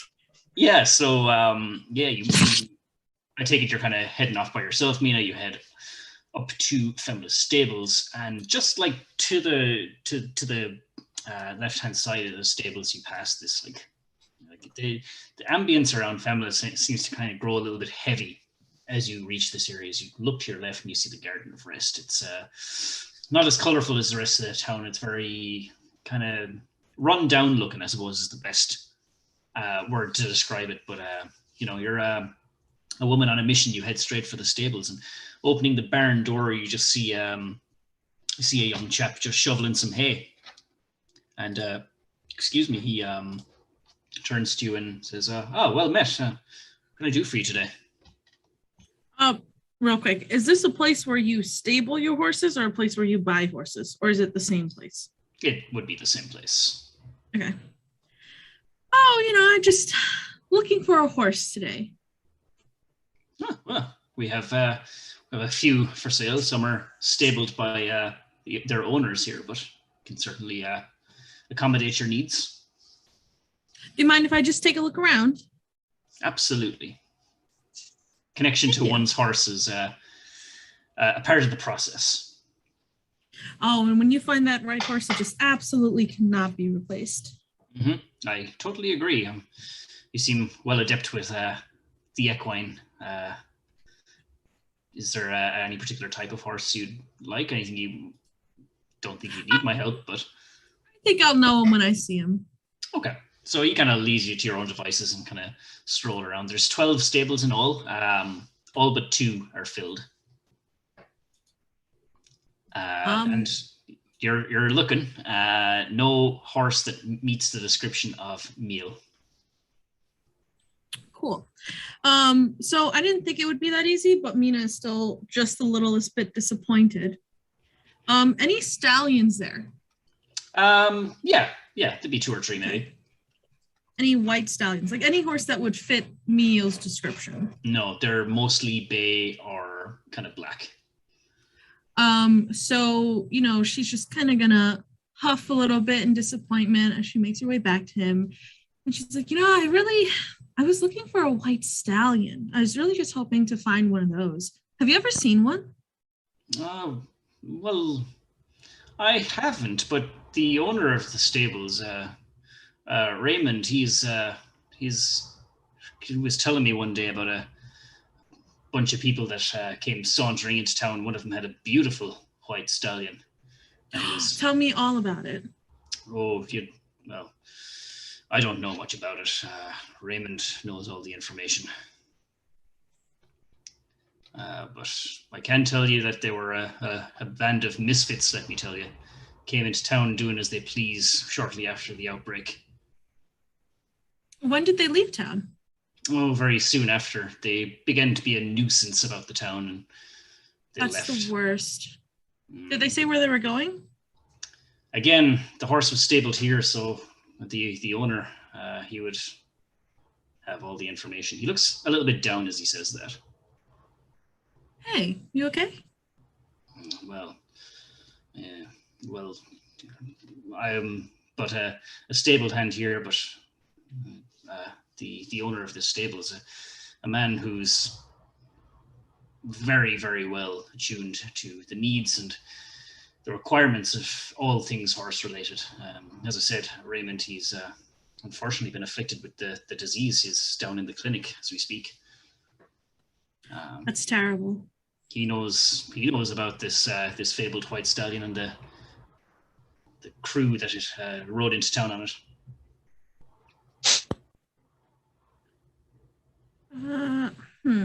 So with that information, Mina might just continue making a little bit more small talk.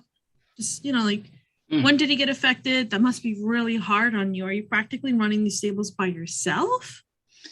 Yeah, and he's just kind of solemnly nodding along and saying, yeah, well, look, it's been tough. He's a great man. He's done an awful lot of work managing the horses around Femlis. He's been infected for a while now, but his condition has worsened.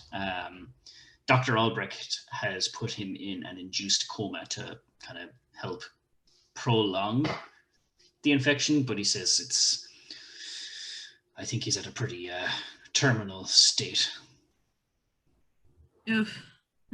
He's still alive, but we still hold out hope that Dr. Albrecht can do something for him. Hey, that's all we can do, right? Indeed. This disease is nasty stuff. Yes. But yeah, everyone knows someone now from around these parts that has lost someone to this. I cannot believe that someone with a horse that magnificent was just a ruffian. I imagine they were making trouble for everybody in town. Indeed. Well, judging by the look of this guy, Raymond tells me that he probably didn't acquire his horse by legal means. He was too young, too brash, too brazen to, as Raymond said, have such a majestic animal brought into his stables. That's a shame. That poor horse. Well, we couldn't prove anything, so we just took, well, they only paid half of what we had asked, but we were just glad to see the back of them out of town. The worst. Well, I'll have a think about some of the horses I saw today, and I might stop by tomorrow. Very well. I look forward to seeing you. Sorry, I never got your name. My name is Mina. What's yours? Luca. Pleasure to make your acquaintance. Pleasure's all mine. And she will make her way out of there, almost storming. But her plan, we can go to the others for now, but her plan at least is to just see if anyone else has been afflicted by these ruffians and maybe knows where they went, because she's going after them, most likely. Okay. Next up, then, we'll jump to Shadar and Christina, who went to the general goods store. So you guys march on in through the door. And yeah, you see, like, it's I suppose as they say, a general goods store, you see little bits of everything there. They have, some adventuring equipment. They have like some, general goods for, foods, rations, ingredients, things like that. Yeah, that's what Shadar's after. Yeah, and a tall half-orc stands behind the counter, one hand kind of leaning down on the counter, and he kind of gives you the nod as you walk in. So it's afternoon. I'll give him the incline of the head. Yep. Afternoon, my friend. I am here for some simple and easily and readily found herbs. I seek to make a very common tincture. And I'll put he'll take out a little piece of parchment that has kind of pencil writing on it, that it's clearly like he's kept on this person for quite some time, and it's smudged and it's dirty and it's wrecked, and you just plonk it down on the counter, and he goes, "There's the list, my friend." Mm-hmm. Okay. Well, how much do you need? A couple days worth, weeks, or 10 days worth, my friend. Okay. And he'll kind of turn around into the kind of back, and you see him kind of pull out like little drawers in this giant kind of almost cupboard or whatever behind him, pulling out little drawers and taking like teaspoons of different bits and pieces, pouring them into a little bag, and separate bags, and closes them all off, and he just goes talking to himself as he puts it on the counter. Goes, that'll be about let's say 15 silver pieces. And Shadar just lets out this big, absolute, like, huge sigh of relief. 15. Take 5 extra, my friend. And he hands him 2 gold. Oh, well, and he is like just very, very relieved. He's like, pockets the herbs, and walks out. Yeah, that's mighty kind of you, sir, he says. Mighty kind of you, my friend. What about you, ma'am? He says, looking at Christina. I need a few things, really. One, I was wondering if you had any flowers for sale. Well, just a few. Nothing too fancy, but it's definitely something we can bundle up for that special someone in your life, if that's what you're getting at. Not particularly. I was wondering if I could have Christina's gonna look around and see if Shadar's still in the room. Are you? Shadar's gone. He's outside. Okay. It's just you two. Supping on his wine. I was wondering just see if we could be delivered. Well, depending on the distance, it'll Yeah. cost them. Well, luckily for you, some traders come up and down collecting medicinal herbs like your friend there just procured from the Jonathan Swamp, so Samaria is quite close. Depending on how many flowers you want, we can arrange something to be delivered. A bouquet. Very well. And to whom in Samaria shall we, the recipient?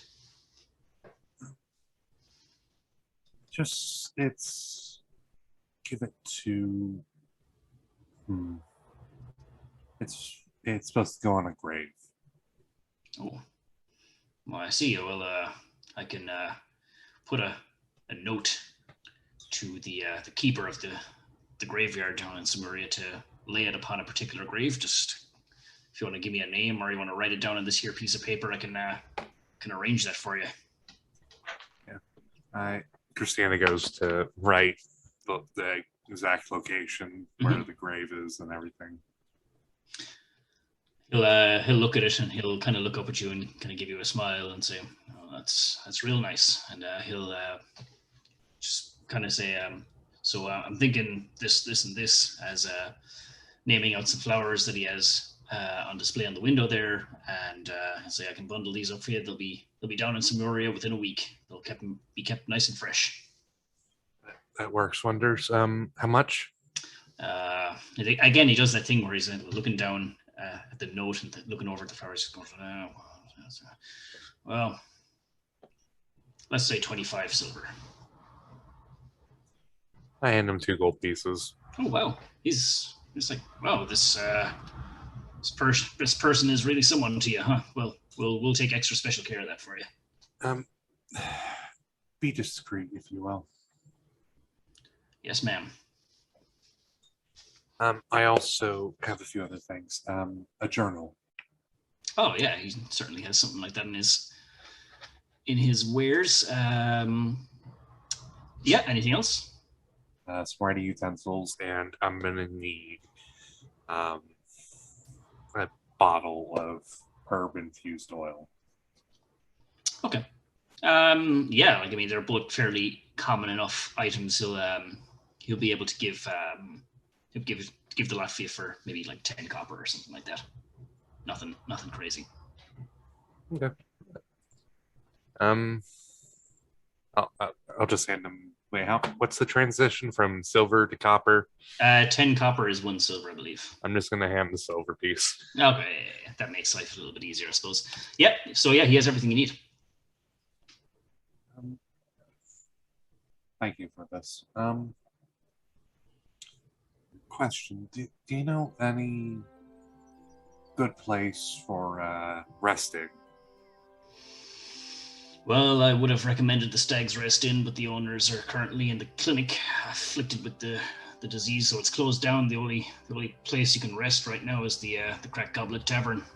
They're run ragged there, so best get a room while you can. But what's with the mill? I saw it on the way in. Oh, the mill. Well, I don't know too much about it, but Gargainth over in the tavern seems to talk about it every now and again. He seems to think that there's something going on up there. There was an accident up there about 5 years ago, and he claims that the place hasn't been right ever since. Something about the old woman, the old weeping woman, or something. He says when he's a few pictures in, but no one really goes up there no more since the accident. I might go and visit it. Well, be careful. It's hasn't been kept very well. You don't want to trip and fall over some rubble. It's an awful long way down. Could hurt yourself. Mostly I'm going to visit for similar memory's sake. Very good. Well, wish you all the best. Thank you. And Christina's gonna go to leave. Okay. Then we shall jump to Aelfric. Okay, yeah, Aelfric is going to head to the town library. I'm going to assume, as this isn't the biggest of places, that the library is going to be fairly modest. Yeah, it's not a capital city library by any means. Sure. It's it has a little sign out the front, says the pen and paper library, and that's name is a tip of the hat to the pen and paper pod. They run a Twitch on stream as well, so giving them a shout out. Nice. You can enter on in there, and you see a rather old looking elven lady behind the library counter. And She must be really old if she's an old elven lady. Mm-hmm. Yeah. But good day. She'll look up over a pair of spectacles and say, "Ah, welcome. Do be quiet upon entering, will you?" Oh yes, pardon me. I wondered if I might spend some time here reading. Absolutely. Yeah, there's loads of pods here for you to rest yourself and relax and absorb some information. Now I understand this might be a little bit close to home, but have you any books at all on disease and that sort of thing? I'm doing some research. I can only imagine as to what disease you are talking about, but no, I'm afraid I do not. Well, not to worry. If it is the madness you're researching, it's quite a new illness to surface. There's not much recorded data on it just yet. Yes, I can imagine that might be a problem. Well, not to worry. I'll spend some time here anyway. Okay. And see if I can find anything of interest. You roll a perception check. Okay. Or investigation, up to you. I'll go with investigation, if that's okay. Yeah. Because I have a +9 in that. Okay, 17. 17. Nice. Yeah. So, as you're looking around the bookshelves, you pick a place that's kind of visible to the front desk, because you're the only person in here, other than the librarian. You find a few books that kind of look a little bit interesting. You find a book called Fiends and Fortresses, the Player's Handbook. It's a book on how, to play the popular role-playing game Fiends and Fortresses, where people roll dice and whatnot. Sounds like a wonderful time. You see some other books as well, light reading more than anything else. But you pick up a book that strikes your interest. It's called What to Expect When You're Spectating. It's a history of the world written by a famous beholder author. But as you're reading that, you're kind of just sitting back, eyes on the desk, or eyes on the book, but someone pops through the door while you're reading and kind of piques your interest a little bit, because they kind of open the door kind of like as if they stumbled inside. Interesting. Yeah. As a note, when Aelfric's reading, he tends to use his mage hand to hold the book and conjures a dancing light over his shoulder to aid in him seeing the page. Awesome, love it. But like you're in plain view. This guy doesn't even see you like magically holding this book with the light over your shoulder. He just kind of stumbles in. And he just goes, I spilled some of my drink. Yeah, he's holding a cup in his hand. Spills a bit of wine on his shirt, and he goes up. Not Shadar. It's not Shadar. I was just going to say Aelfric would probably think it was Shadar. This guy is human, and he stumbles up and kind of just not slams, but kind of flops two books onto the counter. Goes, finish these. You got any more? She was like, Harold, I told you not to come in here drunk. Here, just take these and be gone. I was like, I'll pick up the books, and he'll look over at you, Aelfric, holding his books in one hand and his cup in the other, and he'll just kind of squint at you, going, and he'll just kind of shuffle out again, and close the door rather loudly after him. And you see the librarian just kind of looking at the door, just going, kind of like almost kind of like had enough of this kind of thing, but also pitying look, pitying expression. Okay. Yeah.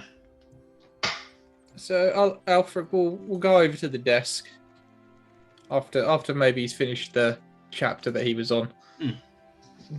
Excuse me, that fellow who was in here a little while ago, he seemed to give me a bit of a strange look. Is there anything I should be concerned about? Harold? No. If he was to give you a look, it's probably because he didn't recognize you. He knows everybody in town, and everybody in town knows him. And she was talking like kind of softly, but now she's whispering. She said, "That's Harold Aberthail." She says, as if you're like supposed to know who that is.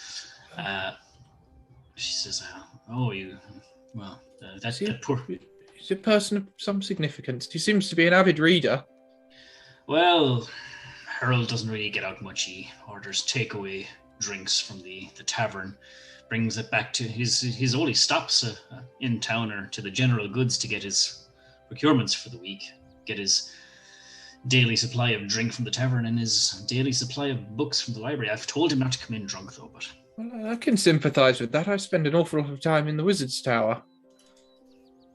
Well, I think this is something to take his mind off other things. He was... a couple of years ago, he was... His daughters were killed along with some other children in town. Well, how dreadful. They were playing his 3 girls, triplets, rather lovely young ladies, but they brought some friends over for a bit of a sleepover or something, but Harold and his wife were out. The girls were old enough to look after themselves. They were only playing games, but they were playing something or messing with candles or something, but long story short, the house burned to the ground and all the children with it. Now, it's awful. Indeed, yes. The townsfolk never really forgiven the Aberthails for the disaster, those whose children perished in particular. But the funny thing was, when they went to search through the rubble after the fire had dissipated, they never found the bones or any remains. How strange. Indeed, and it was only a matter of time before the hearsay and the what would you call it, the badgering from the town that the Miss Aberthail, she had enough, and she said she always went around town saying she could still hear the voices of her girls in the 4 walls of their house that they rebuilt. And she took her own life. It's just been Harold for the longest amount of time. Tragic tale.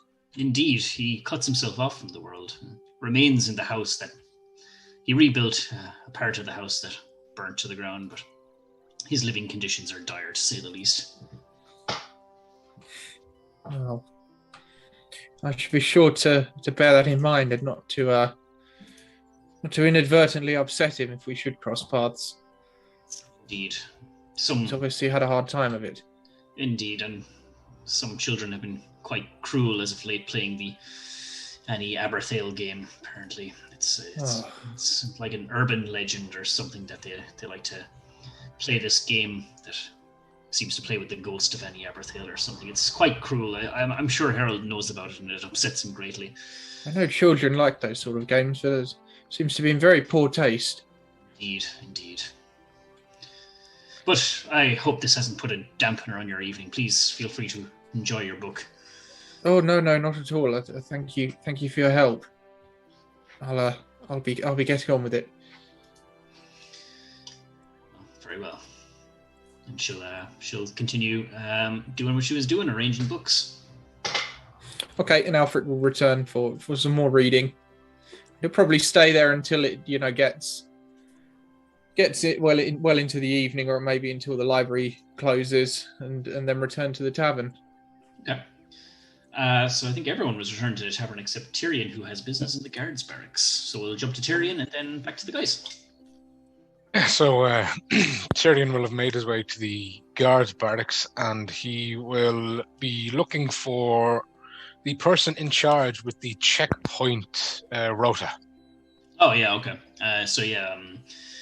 You're directed to the captain of the guard, and he comes before you, sees your armor, holy symbol, and says, "Well met. What can I do for you, Paladin?" Well, I'm not exactly sure if news has reached you yet, but there was a situation at the checkpoint around Grendel.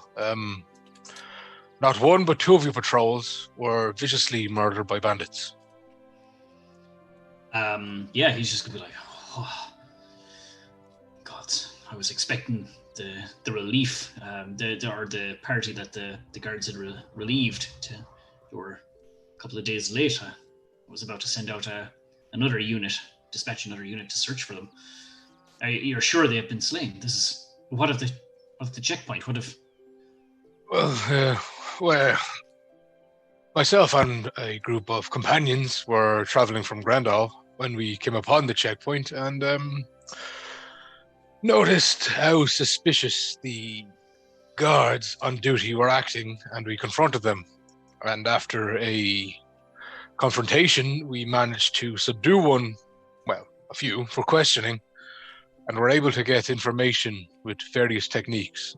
We discovered that they found the checkpoint and slaughtered the original guards on duty, and then upon the arrival of the rotation, killed those guards as well.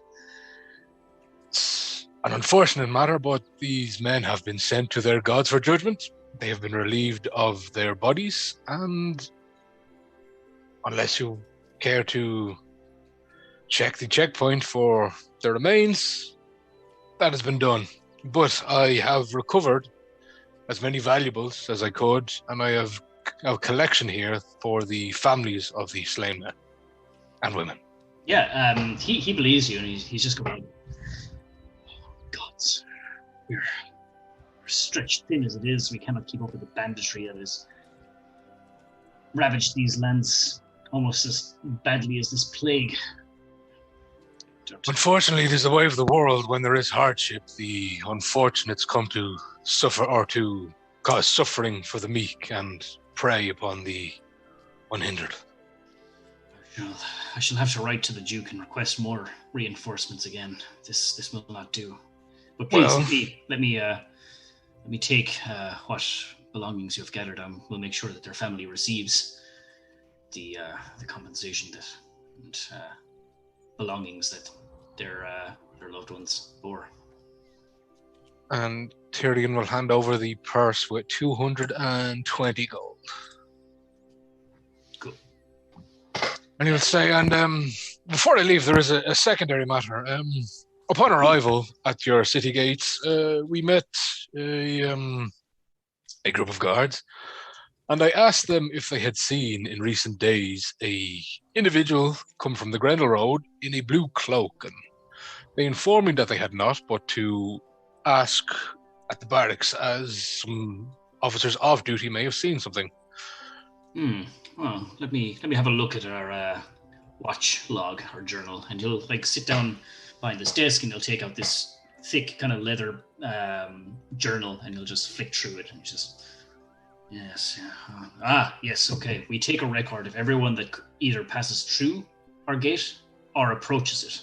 And it is, yes, seems that 3 days ago, an individual sought passage through the village, but on direction to go to the clinic first for a check for infection, the person simply declined. They were wearing a hood. The guard did not manage to get an accurate description of their face, but upon turning to leave, he did notice that this person was most likely infected. There seemed to be some sort of fungal growth on their cheek as he turned away. Not much more else to say than that. We can't arrest him for being suspicious. We just let him leave. He must have taken the long way around to wherever he wanted to go. Tyrion, his face will go from what's the phrase? He's gone from just being to the fact, and now he's kind of gone. His brow is furrowed. Like there's a bit of anger. Like he's not full on raging, but he's kind of frustrated what he goes, what the captain has said, and he goes, so what you're telling me is that you have a checkpoint set up for people coming from Grendel. You have a quarantine zone in Femlis for the sickened, and your guards on duty suspected an infected person was at their gates, and they have let the infection leave. Well, I shared your frustration, Sir Tyrion. When they reported this, they were unclear as to what the protocol was. They couldn't force the person in. He had done nothing wrong. It was only when they had told me they had noticed what may have been a growth on his face that resembled fungal matter that I assure them that from here on out that this is something we need to at least temporarily detain people who approach our gates and not let out into the open area and spread this disease further. Yes, for the good of the many comes the worry of the few. I suggest if your guards ever see a suspected infection again, or even if anyone refuses inspection, that is a severe indicator that they are not trustworthy and must be checked against their will for the safety of the others. That has already been duly noted. Well, I shall take your word at this, that you have instructed your guards, and I shall leave you to your business. Yes, well, please understand we can only do the best with what we have. Of course, and now you have learned to do better. He'll give a stiff upper lip at that one. Yeah. Cool. Okay. Are we all congregating back at the tavern then? Well, what time is it exactly? Because I know it's probably closing in on evening time at this point.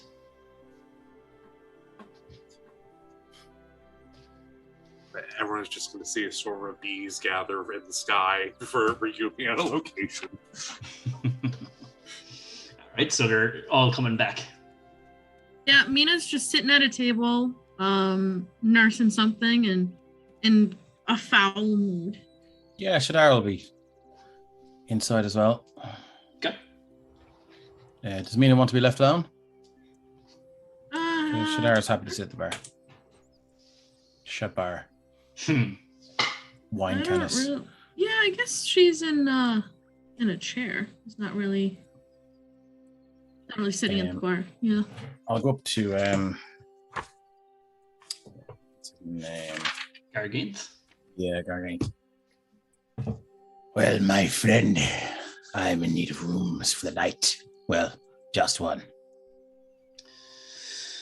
Okay, upstairs we have some private rooms. We have a communal room out in the back here.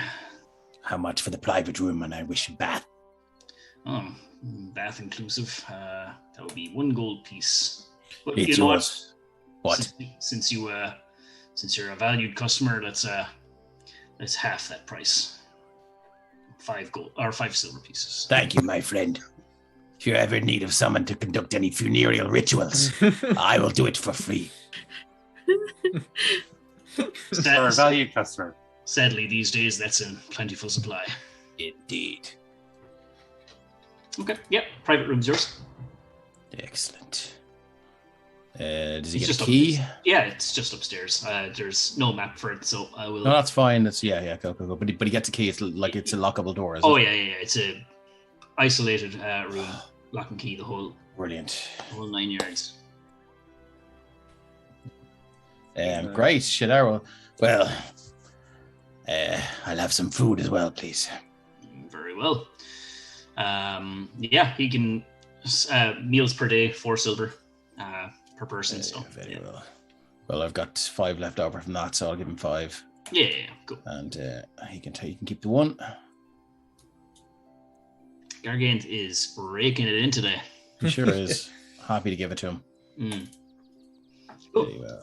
Yeah, so you're fed, watered, and Let's bedded. go over here. Yeah, let's go over here and eat. If this guy doesn't mind me being there. He'll He's just like he's playing both sides of this dragon chess set by himself. So I'll sit here then. Okay. Yeah, and he kind of just looks up at you and goes, and he kind of just goes back to his game. Food, if you don't mind, my friend. You do what you got to do. Very well, you as well, my friend. I think, would I be able to see him Fill it playing in. the chess from where I am? Yeah, absolutely. It's a very small room, so. Okay, I'll head over. Excuse me, sir. You wouldn't care for an opponent by any chance, would you? You fancy yourself a chess player, huh? I'll grab his meal and go back to the bar. I dabble. I dabble from time to time. Okay. He'll say, yeah. Well, sure. Why not?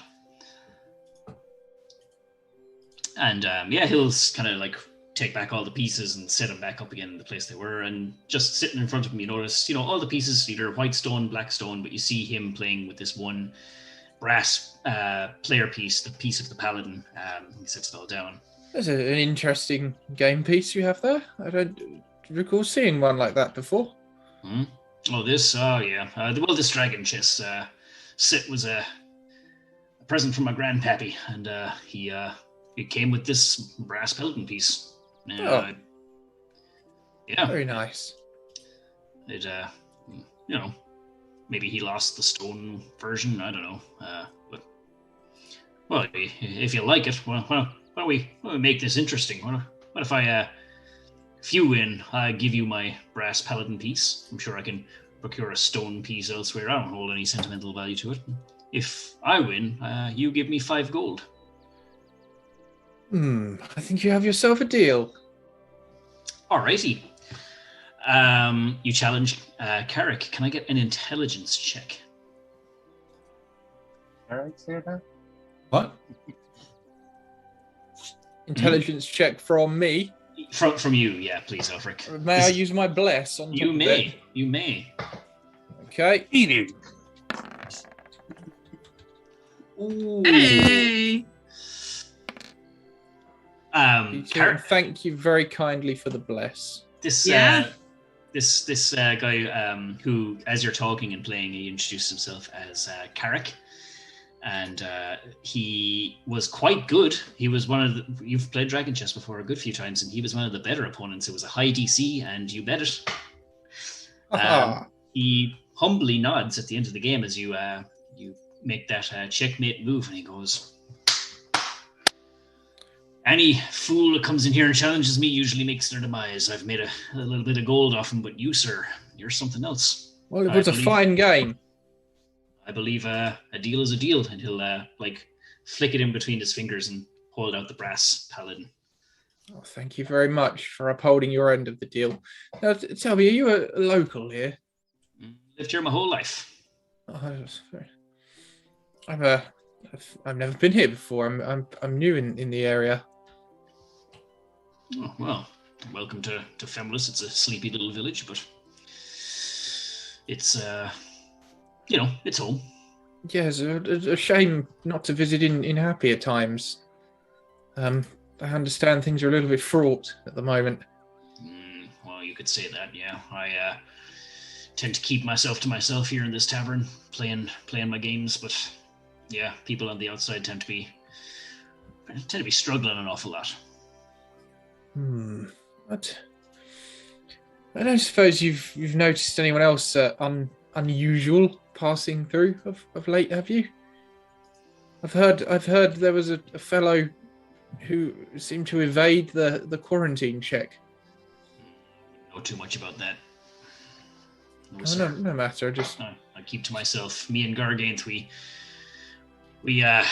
like to keep to ourselves here. I can quite understand that. Indeed, yeah. He's it's it can be quite quiet in here. It's good to have a bit of company, grumpy old Gargant, he kind of keeps to himself, and I guess so do I a good bit, but Well, thank you for the game, and I'm not sure how long I'll be here, but perhaps we can play again another time if I'm still around. Maybe I can win that piece back off you sometime. Yes, well, if not, I'll be taking good care of it. Don't worry. Well, I won't mind. And I'll leave him to it. Hmm. And I'll inquire about getting a room as well. Sure. Are you Private going room. private? Yeah. Yeah, I'll go for the private room and the food as well. Yeah, same then. Since you're not a valued customer in Gargate's place, it'll be 4 silver for the meal and a gold for the room. Gotcha. And Done. you can share the bath with Shadar. Nice. I assume Mina bought hers beforehand, so I can go ahead and mark that off. Sure. Yep. No problem at all. Is mine a gold or 5 silver? I did it'd buy be the the- one bottle, but It would be the same as Aelfric. Yeah, same as Aelfric. Yeah, cool. So what's everybody else doing in the Cracked Goblet Tavern? Christina is up by the front desk, Hmm. and if I remember correctly, I was told there was someone here to talk to about the windmill or mill.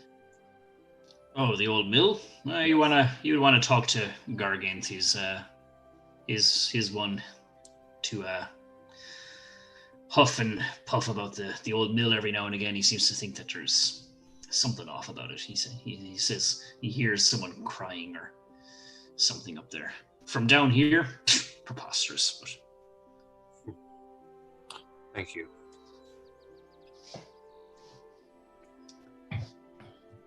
yep. Shadar will go and take the seat there. And plop the bottle of wine down.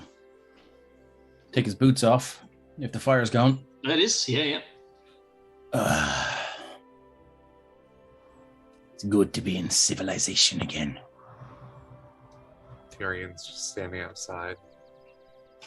Tyrion was waiting for a moment to Sorry. say that he is instructing his mastiff to do a continuous patrol around the outer wall of the city and occasionally coming in and doing a patrol inside it.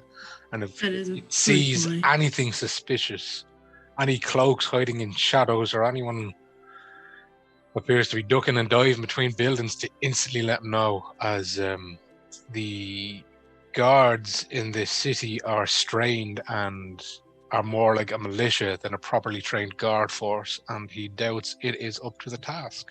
Okay, yeah. So yeah, Shadar, I guess, pops over next to me. You see that she's in a bad mood. She barely kind of gives you a nod when you sit down. Why so sullen, Mina? Well, it appears that the bandits that stole my horse have already made their way out of town. Oh, I see.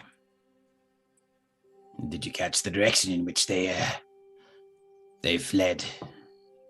No, I don't think so, Mark. Did I? No.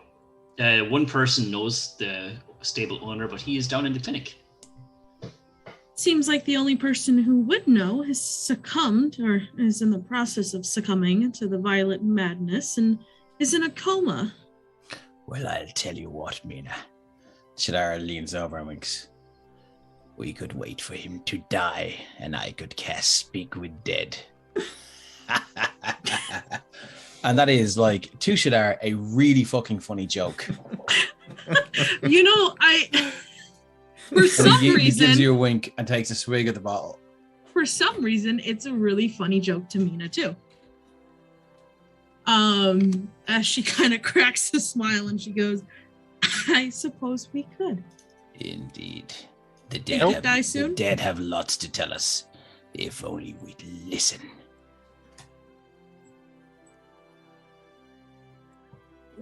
How what loud have- did Shadar say that?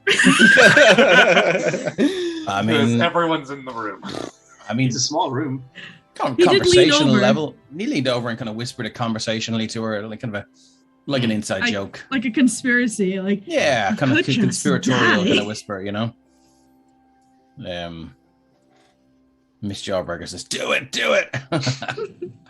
But yeah, you know, that's a really funny kind of morbidly humorous joke to Shadar. yeah, Mina laughs at that one. And she asks, what have the dead told you? Well, you see, when I contact the dead, if they're unwilling to answer the questions I pose them, they're not obliged. But some of them, I don't know, maybe in a vain hope of achieving a more favorable judgment when they pass on. So I find some of them to be quite agreeable. Your queen's okay with that? Quite obviously, she grants me the power to do it. I don't know. Talking to them is one of those things. Well, obviously, I catch them. Meaning, you must understand the queue. The queue is inexorably long. When one dies, one would be tens, hundreds of years in the queue before they pass on, you see. Their souls. My father was there once. Once? Did he come back? He did not die. He traveled there on a mission. Told me of that place. It sounded beautiful. You're not Russian there, are you? When it's my turn, I will go with eyes wide and a happy smile. Yes. Yes. Well, if you find yourself bored in the middle of the night, I suppose we could take a watch and see if anything exciting happens. Shadar kind of snaps back to reality. Happy to do my duty and watch out for the party. I have a private room upstairs, but just let me know. I'll take my ease down here and take my watch. I meant in case the good man dies, but I don't think we have to keep watching a tavern. I should hope not. In my experience, you do. Yeah, I suppose Tyrion, you hear a good chunk of that. I mean, it's a long conversation. I just leave his toys. Noted something. That was it. In the back pocket. So, was I also told that I need to share the same bath that apparently Shadar? No, that was a joke. That was a joke. Oh, like, I mean, if you want to take turns in the that's bath, a dirty, that's a dirty bath now. There is a big giant pool. There is only one bath, like, so unless you're jumping on it at the same time, you can take turns. Yeah, well, I believe Shadar was the first to ask where to go, so he kind of slaps his hand down on the desk and says, well, me and I'll see you in about an hour and a half. And the rest of you, Ingrits, I'm off to have a wash. And he heads upstairs, boots tied together by the same lace, and just sticks them over his shoulder and goes, Innkeep, hot water and rose petals, please. Already had the hot water heating up for you. Rose petals, may need a couple of minutes for that. Very well. Shadar is going to go up and he's going to have his bath. Wash his hair. He's going to take out his blade. He's going to reshave his undercut. And he's going to apply some ointment to the massive scar in his neck that's covered up by his scarf. And he's going to have himself a nice old bath. Yeah, a little bit of me time, and then once that's Please done, don't leave any bubbles for the rest of us. No, he'll once he's done, maybe an hour, he'll get back into his gear and head. He'll kind of drag the bath out to the corridor in an effort to help the person that has to move it, and then he'll head back down. And he looks very, very fresh. Fell from the shelf. Wants to know if you got your boat in the tub, would you? He does, yeah. What's the name of... let me find out. Is there a name for Charon's boat? For the which? The boat Ferryman. that crosses the river Styx. Oh, yeah. Charon? Yeah, well, Charon's the ferryman. No, there's no name for it. All right. Sure, let's go with just There the was. WT, huh? Yeah. Nebuchadnezzar. Hmm. Okay. Yeah, he's happy out. Okay. Yeah, so anyone else want to do anything for the evening? Christina is going to ask for a private room. Yeah, same again then. Yeah, Gold piece for the room, and if you're looking for food as well, it's the extra 4 silver. So Mina's gonna take a walk at night, probably. Just say hi to Fido when I see him walking around. The place, the quarantine place. Yeah. Is it locked? Is it open? Yeah. Like you're going to the clinic? Yeah. Yeah. Okay. Yeah, it's open.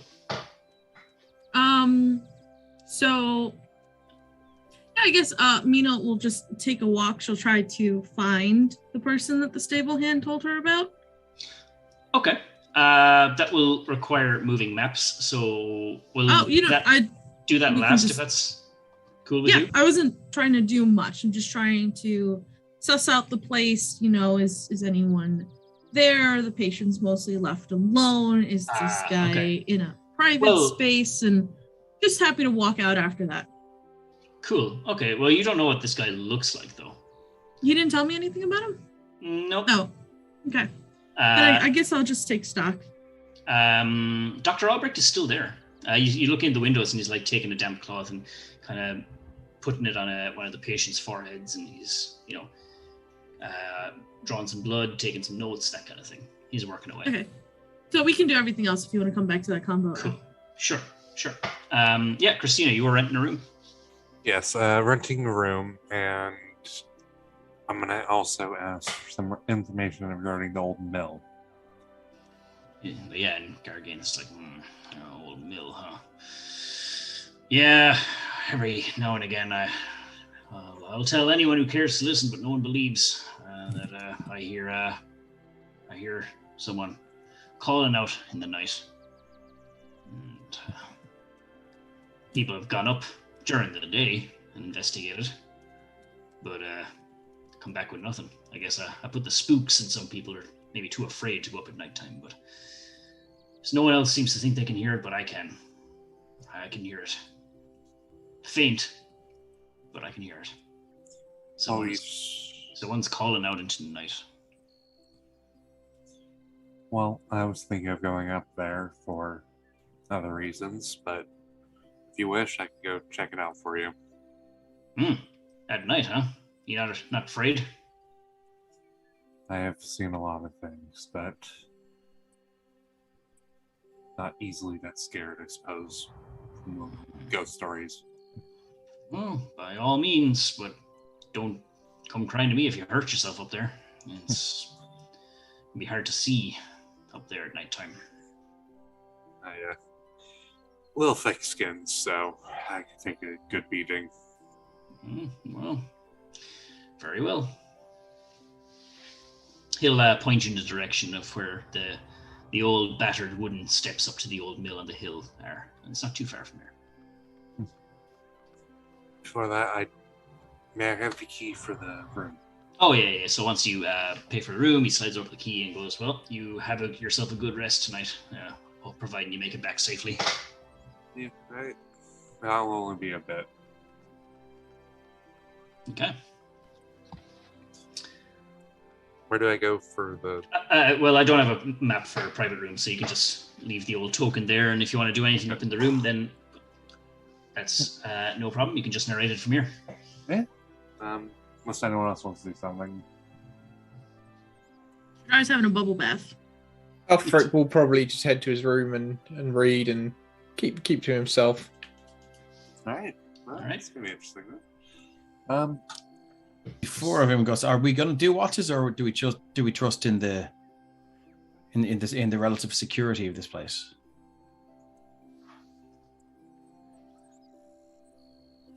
Who are you talking to exact? The party or? Yeah.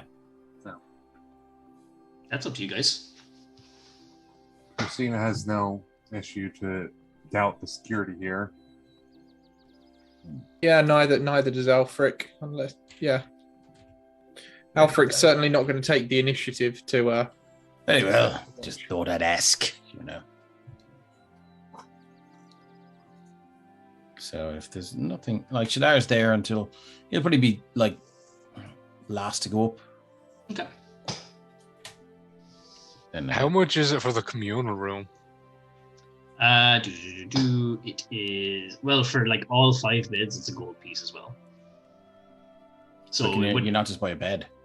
Not in the communal one, no. Well, actually, you could, I suppose. Sorry, yeah. So it would be just be what, 2 silver pieces? Yeah, I think Tyrion would have went for that option. Sure. Yeah, that's fine. You could be sleeping with randos, but sure, I don't think you'd care. Lost to life. Mm-hmm.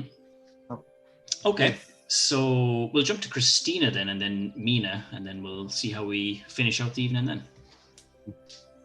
Well, Christina is going to go up to the private room, lock it behind her, and after doing a little survey of the room, she's going to take her mask off, take the leather wrap off her arm, and start taking the mushroom armor off.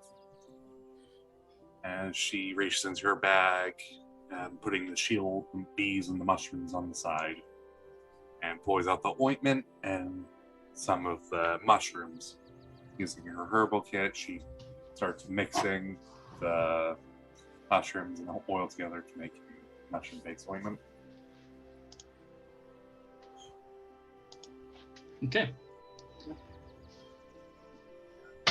As she starts putting it on her face, does she see a mirror? Yeah, like, I mean, in the private rooms, you'd have, like, you know, your bed, a little writing desk and chair, and yeah, there'd be a mirror. Well, it's not a chance. She's still going to look around the room, even while she's doing it. Yeah. But as she's putting the ointment on her face, she catches a look into the mirror and just stares for a moment before dropping onto her knees, gripping her head, a little bit of pain. She runs up and uppercuts the mirror, shattering it. Nice. Okay. I would definitely think Aelfric heard that, and probably Shadar, given his. I was gonna say Someone can Shadar hears fire everything. Shadar with Shadar has mirror, no man. secrets. Shadar was on the ethereal. Shadar hears He still heard. everything. Yeah, so Aelfric and Shadar, you guys would have heard the sound of shattering something. Okay. Carrick says 7 years bad luck. Anti-bless for the rest of the campaign. I bless.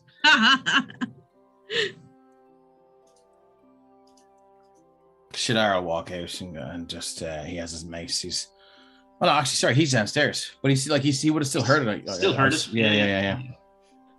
Is Mina still there? Sure. Did you hear that? No. Sounds like glass breaking. Maybe we should check. She's gonna look over at the bar. Okay. Upstairs. I mean, if you wanted to invite me to your room, you could have just invited me to your room. Never.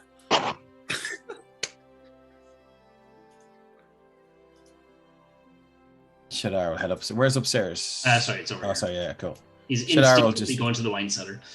Yeah, exactly. That's on brand. But Mina will he'll give a pop shrug upstairs. and she'll follow. Pop Before they upstairs get to up wherever it there, is, and Yeah. he'll knock on the door and go, Christina, are you under attack? No, just dealing with some things. That's Very all. well, keep it down, please. Yeah, your hand would be pretty badly cut after uppercutting a mirror, actually. Christina is gonna summon the bees, and they're gonna throw them, bring the mask over. She slips it back onto her head. Never is such a final word. Like, you could have just said no or not now. Like, never is insulting. What? You said never. Never's insulting, you know? As a woman, I have my pride. I'm a cleric of the Raven Queen. I only deal in absolutes. So are you... No offense intended. Oh, so you're... Okay. I What? get it. Sorry, I didn't mean to... I'm what? Celibate? You've taken an oath, obviously, so... I've taken an oath to destroy and annihilate undead whenever I find them. It's the only oath I've taken. Celibacy. What is it? It's Not it's an one of them. accident? Actually, yes. Oh. Folks might find my matter-of-fact attitude quite the turnoff, but rotting is not high on my list of priorities. Well, if you keep telling girls never, then it'll never happen. Indeed. Shadar will take his boots back off and go back to his wine. Yep, and Mina's pride is not hurt because it's not her. It's just Shadar. And that's easy to just, yeah. Maybe if I was dead, who knows?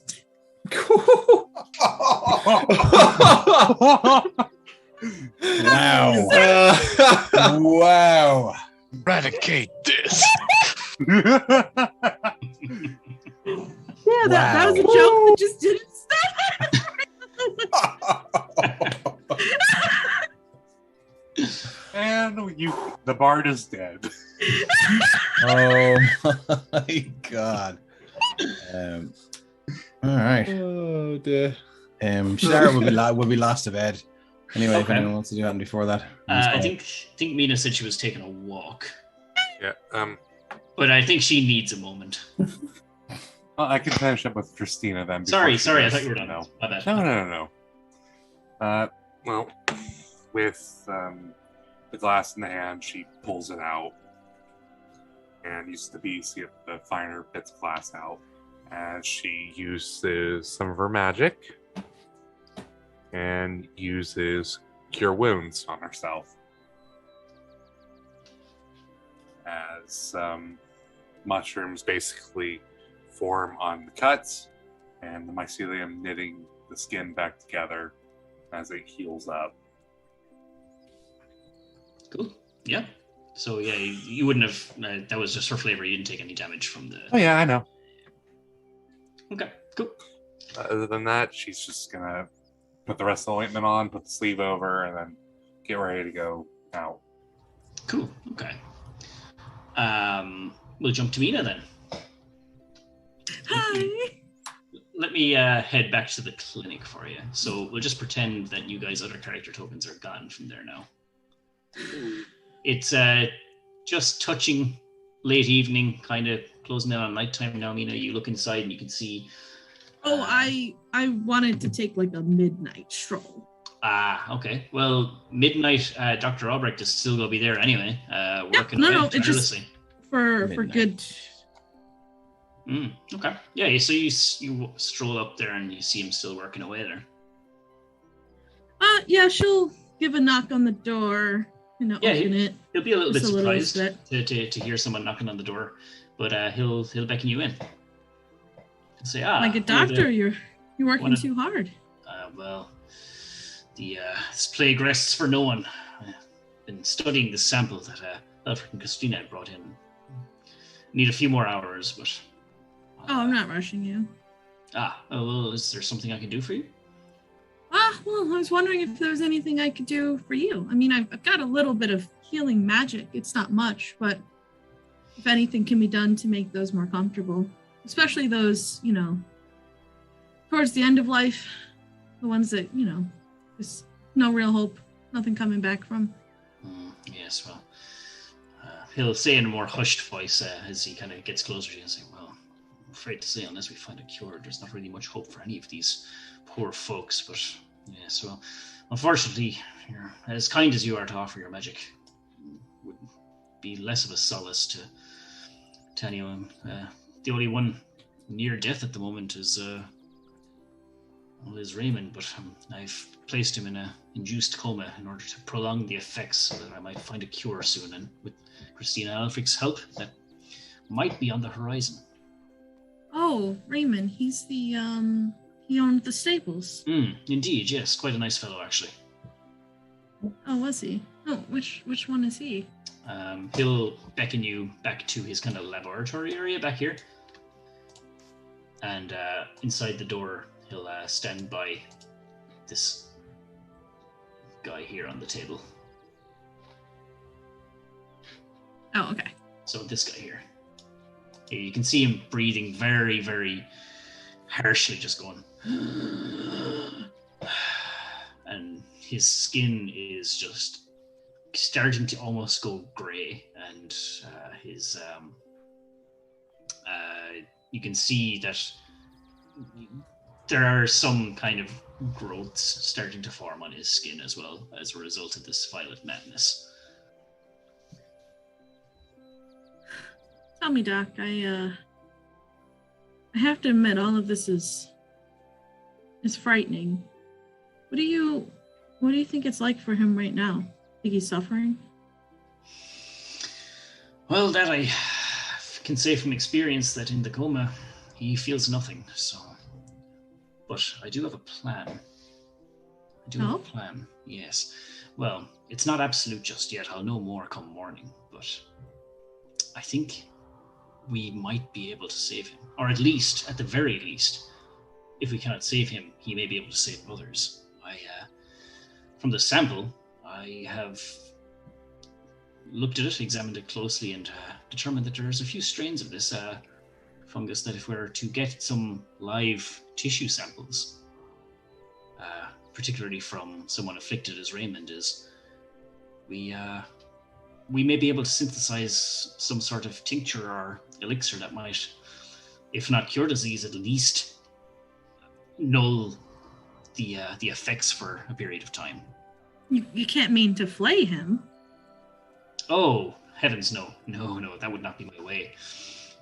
Well, I suppose it's okay to tell you. I have a means of extracting this tissue from the live sample. It's incredibly dangerous, but I can only ask those willing enough to do it.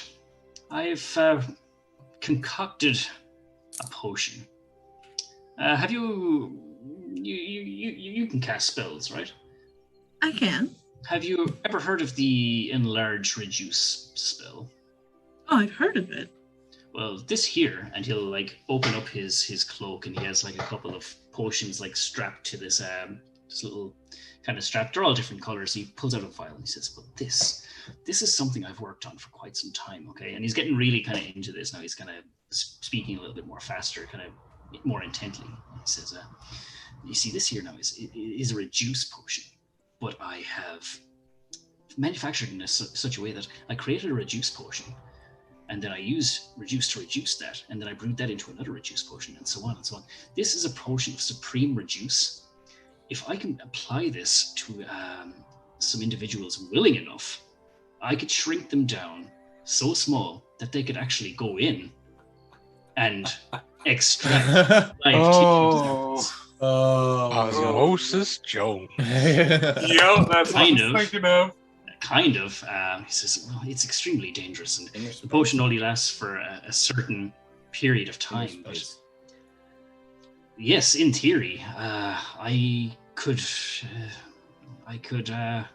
shrink people small enough to go inside the human body and extract the strains of this fungus we need."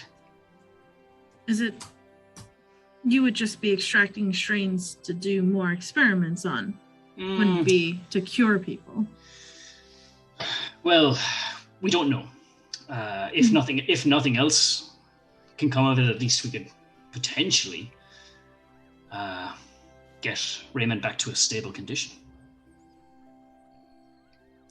But Well, I would be hopeful that living samples from inside the body, if we could use the proteins from it to synthesize some sort of cure. surely you could just Well, actually, I don't know. I'm not really that medically inclined. I do know that my friend Christina can use that spell. You were. Yes, but not to the potency of this. That can only shrink or enlarge you quite a certain amount. But this is we're talking microscopic. It's quite groundbreaking, really, if I do say so myself. And Ryan says, does he have a superior enlarged potion? Asking for a friend. I love that. Have you tried that out before? I have on myself, yes. Well, in the essence of, for science, I had to try it. No, I wouldn't be one to go exploring the body. You have to understand there, even though it's the human body there, when you're that size, certain dangers can lurk within. But the potion itself only lasts for about 5 or 6 hours. So, and if it lasts any longer than that, you should call a doctor. No, I'm just kidding. So, are you planning to use this on yourself?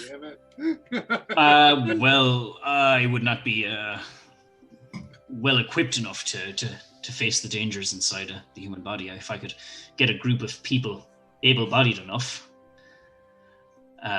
wink, wink, to. Does he say that? No, he doesn't. That was Merrick saying that.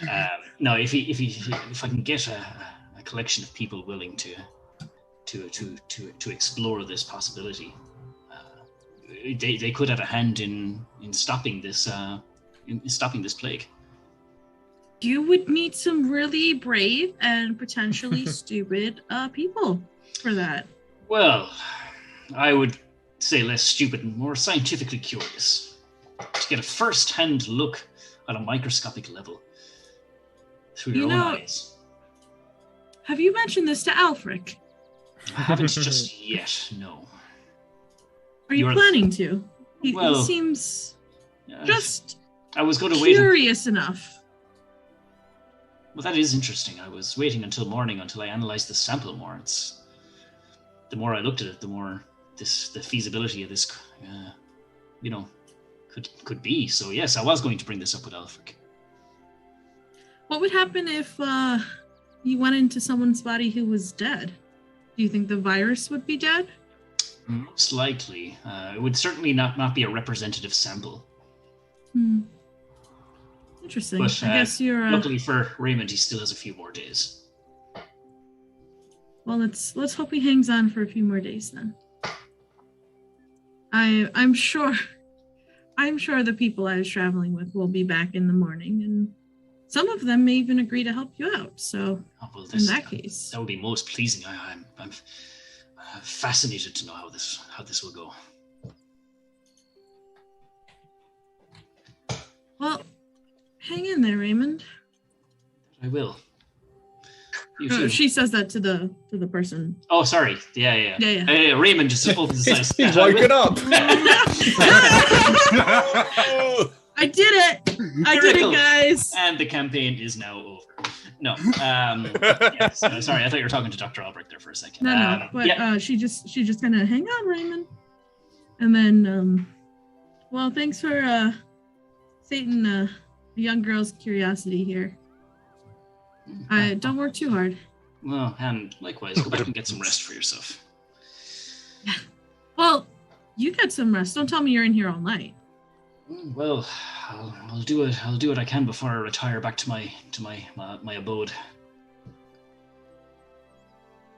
Take care, Doc. And she'll kind of pat him on the shoulder and head out. Okay. Cool. Yeah, I think Shadar's going to bed. Sorry. Okay. I thought you were finished, sorry.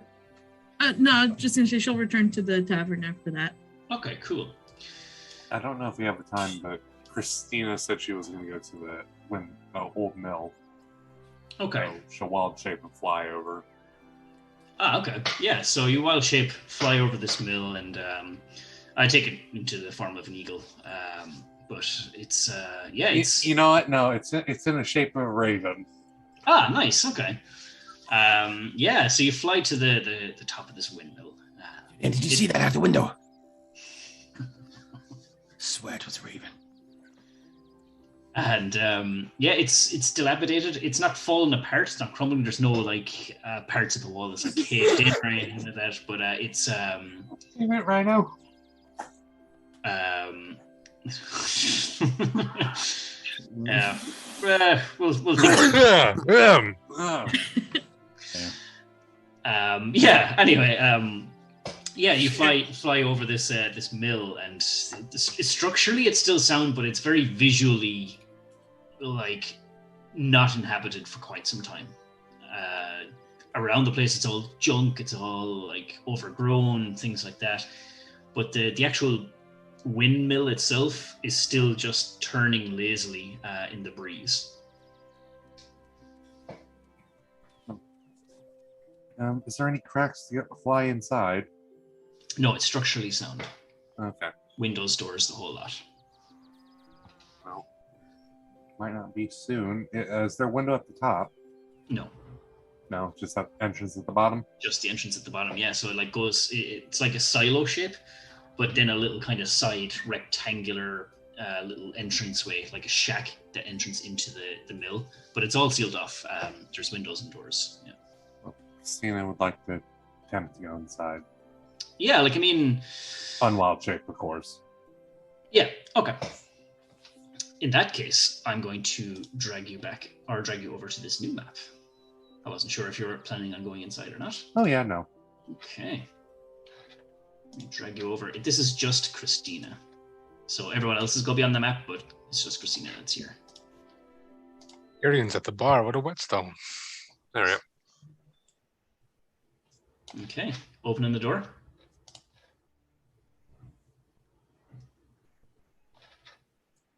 So are you opening the door? Yes. Are you looking around? Okay. So yeah, you come up to this old mill, and the only kind of shabby wooden door in the place. Yeah, you open it once it allows you to do so. Yeah, there we go. And you see this kind of just like a little entranceway, and it is ruined. Like all the furniture is all kind of dusty and broken and torn and falling apart, really. You know, you can definitely tell that no one has been here in a very long time. Well, Christina is going to tap her glaive and make a light. Okay. Yeah. So your flame glaive just... So inside, roll a perception check. I was about to reach for my dice. I'm like, wait a second. Perception. God, the chat is just coming up with some really good ones here now. Yeah. In response to Ryan's absolute missile earlier. 14. You know, I'm going to add the bless. Okay.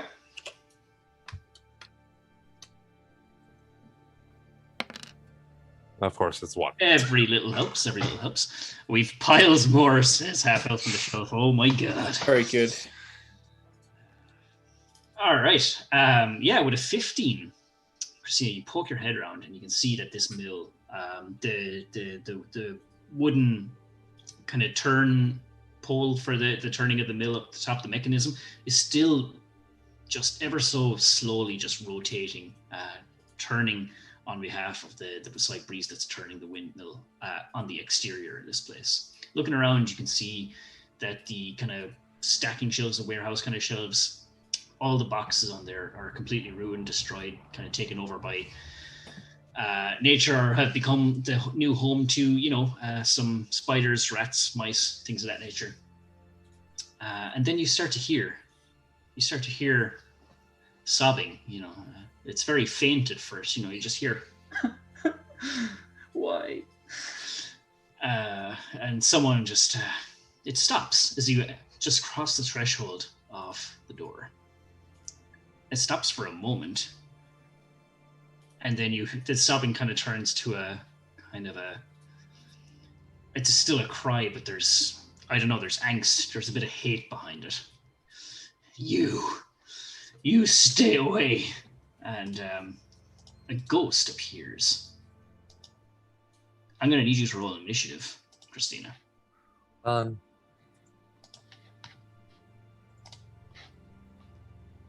And so will this creature. Nope. Did I roll it too fast? Whoops. What did you roll? I can add you. 11.16. 11.16. Let's add you in there. And boom. Oh. This is a banshee, and we all know what a banshee likes to do first and foremost. I'm going to need you to make a Constitution saving throw. Looks like you might not have a ghost of a chance. Woohoo!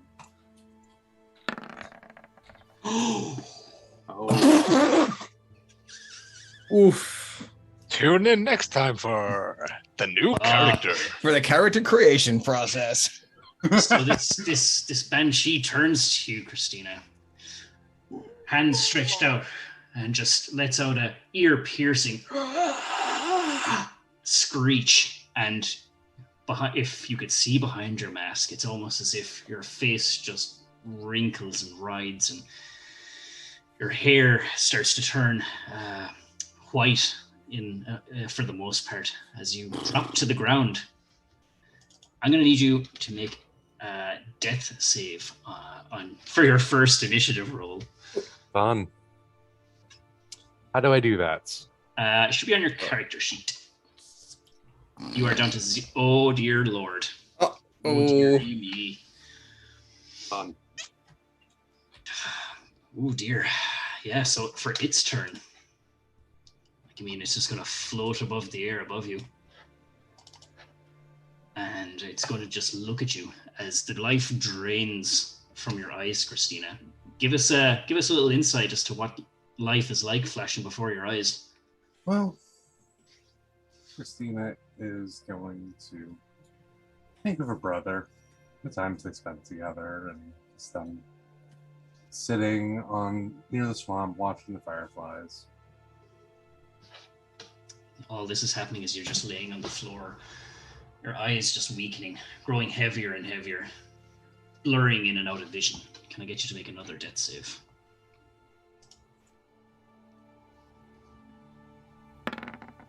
Oh! Hey! The very thought of your brother comes to mind. And it's almost as if, you're seeing black, everything is fading. And the picture, the face of your brother just comes into your mind. And your eyes just widen. You're just like, you find the strength in yourself to just grab your glaive that has just fallen to the ground next to you. You help yourself up to a knee, and you look up at the... Why is my heart beating so fast? Because it wasn't a second ago. Thanks for the raid, D8 Dungeon. Welcome aboard, guys. Hey, just in time to witness our druid come back to life here. Or just cheat death, more so. You're down on one knee, supporting yourself on your glaive, looking up at this banshee who just tried to steal your life. It's gonna go next. It's gonna seeing you get up, it's gonna try and hit you.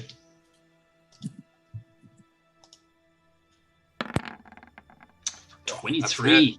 Oh! You're going down again. Going down again. I won't even bother rolling damage. You were on 1 hit point. And I get another death save from you. What did I phrase wrong? Going down, I think that's what's... Yes. Someone latched onto there. Yeah, you're good. Nice. Second player marks kill this week. And, If I have an action, because that would... pardon? Sorry? I was going to say, if I do I still have an action or no? No. Okay. This thing is not going to act. It's still going to, after it saw you go down again, it's just going to, look over your body as you fall again. This time, weeping behind a menacing kind of like the teeth baring, not in a smile, not in a grimace, just I don't know. It's a horrifying sight. It's just looking down at you with malicious intent. Can I get another death save from you?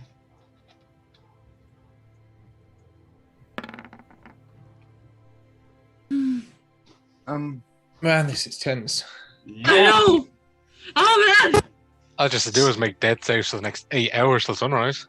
Well, if anyone was paying attention, Christina did turn on her glade before entering it, which is a bright-ass light. Very true. Yeah, but we can't make it in time. Like this is happening in like 30 seconds. Oh, do you mean to signal to others? Well, Or I like to imagine maybe there'd be put the guards banshee on at- watch or something. Unless Put the it's banshee at disadvantage. unless it's emitting sunlight. Yeah, but it's not. It's not sunlight. I then, mean, it's not. it's very bright light. Yeah, that's well, don't think it's- That's not going to affect it in any way. Yeah, let's get another death save from you, my friend. 1 success, 1 fail.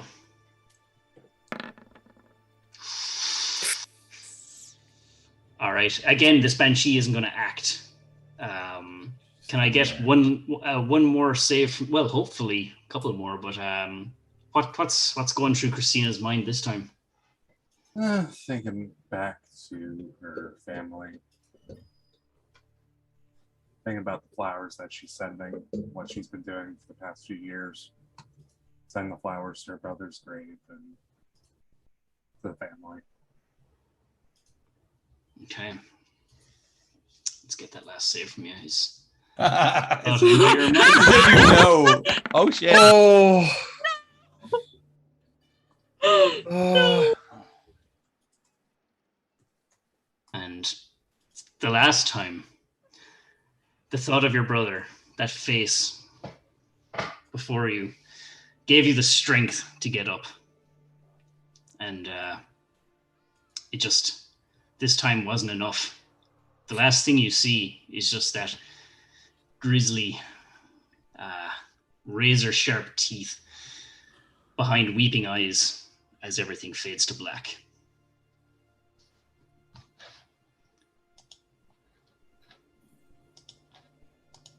And that is it. Somewhere down in the tavern, Garganth hears the weeping once more. Somewhere down the tavern, Shadar goes, "Do you hear that? It sounds beautiful."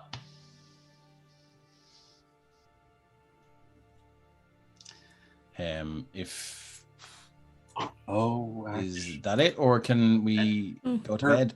The bees. When? Bees. Her bees. The bees are nature spirits, and as soon as Christina left this world, as did the bees, they just fluttered and just evaporated into just specks of yellow light. So how far? So Oh, when it's- did this happen? It wouldn't have been. It wasn't far. Like, I mean, she didn't have far to go. It's like 20 minutes from the tavern.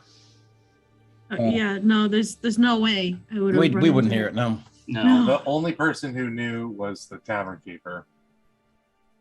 Well, Yeah. he told you what was going on there. He never knew you were going to go. You went up to your room, transformed into a raven, flew out. Raven lunatic. Oh, But, fuck. That banshee just rolled incredibly well. That banshee was not messing around. No, they don't. They generally don't. Yeah, Um, true enough. Shadar's just gonna go to bed. And if I can just run through something with it, that'll be great. And then or we can Everything's end just it- sat at the bar, We can end it here. If you sharpening the want. sword. No,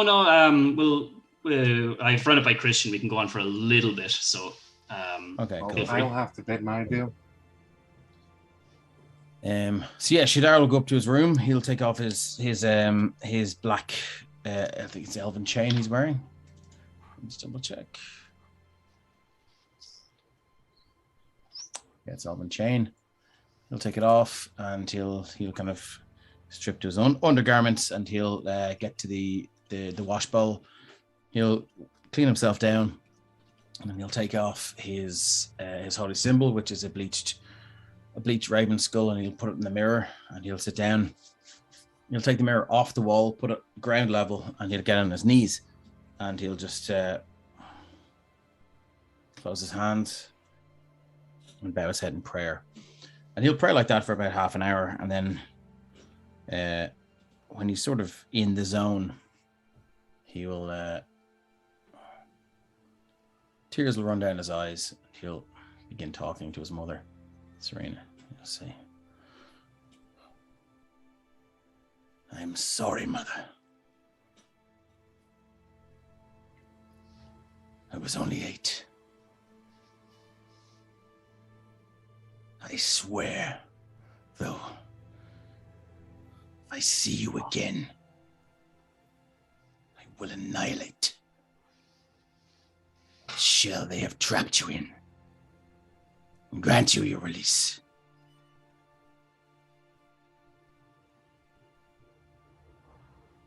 If you are truly dead, give me a sign, please. Give me a sign.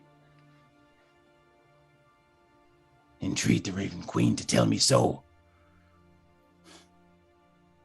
If you are still a tortured abomination, I will find you, grant you your release. Drink the rest of the wine bottle. Fuck it against the wall. Ah!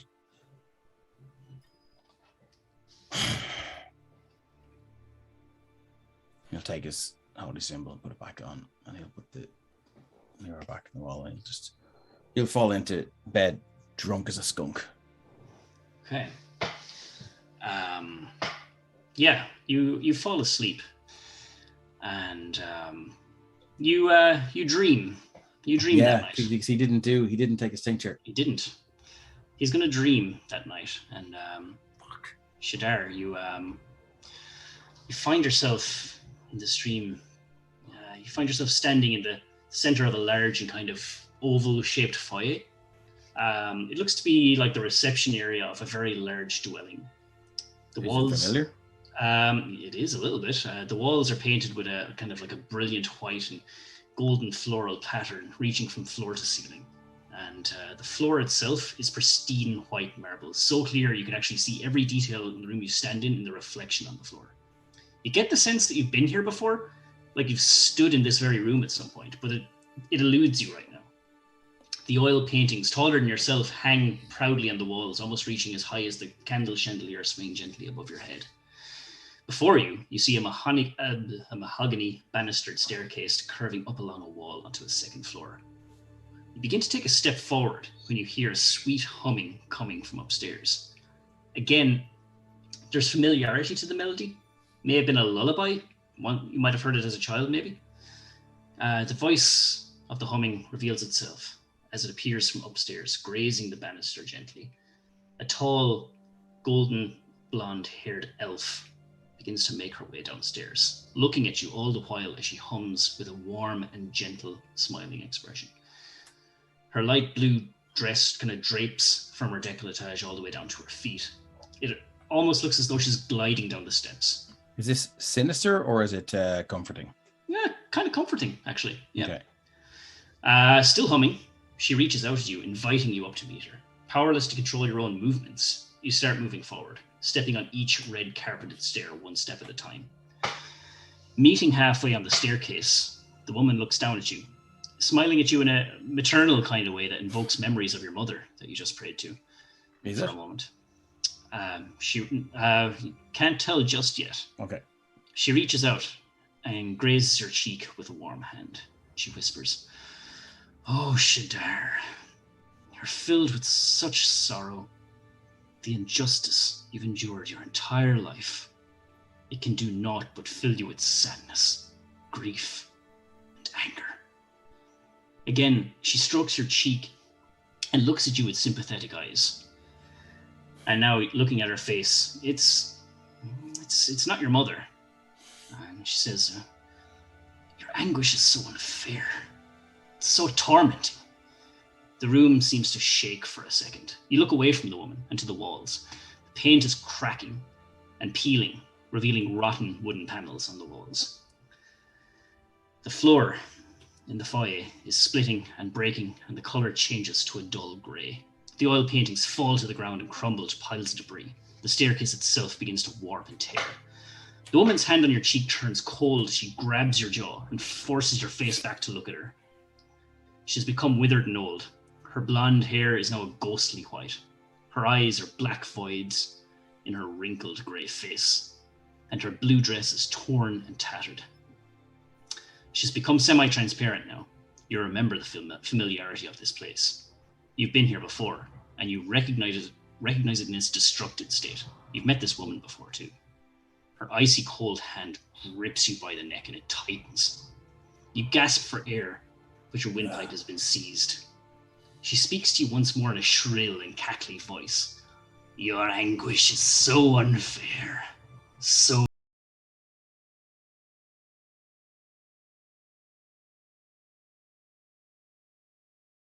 blurs first, but then darkens.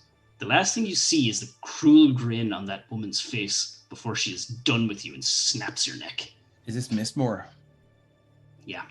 Oh. It's the snap that wakes you up, and you are clasping your throat.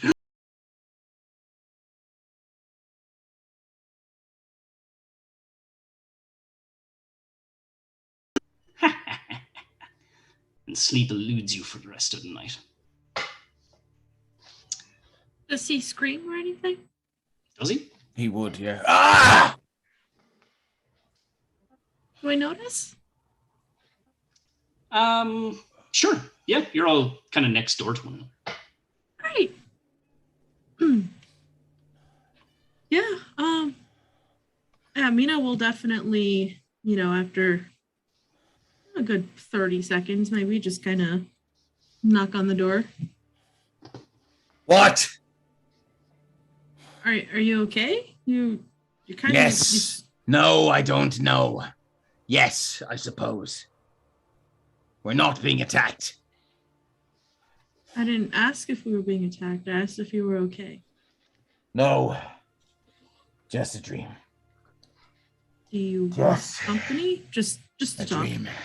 No. No. No. Okay. If you need water or anything, just I have mine. It will be enough. God. He rubs the neck. He goes to the mirror and pulls his scarf off. He just looks to see if there's any. Is the wound the same or is it different? It's the same, but you get that kind of feeling you did when you first acquired that bruise. That your vocal cords seem more strained than normal this evening. It's tender to the touch. You touch it, and it's like a fresh bruise. Yeah, like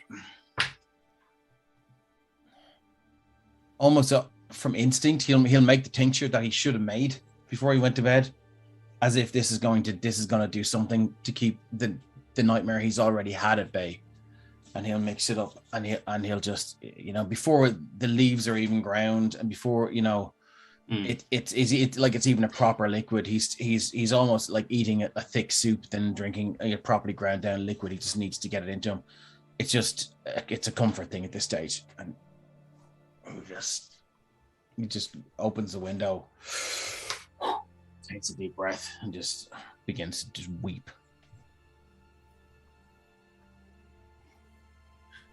I was gonna say Mina would give it a minute, and then if she didn't hear anything, she would go. But you would hear like racking sobs of grief.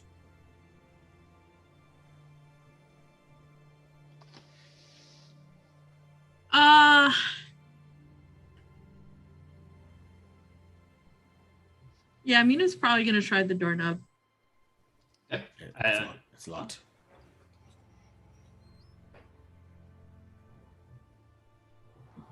Yeah, she'll probably call out to Shadar again and say, hey, Shadar, let me in. Why? Because you're clearly in pain. I'll be fine. Get your sleep, you'll need it.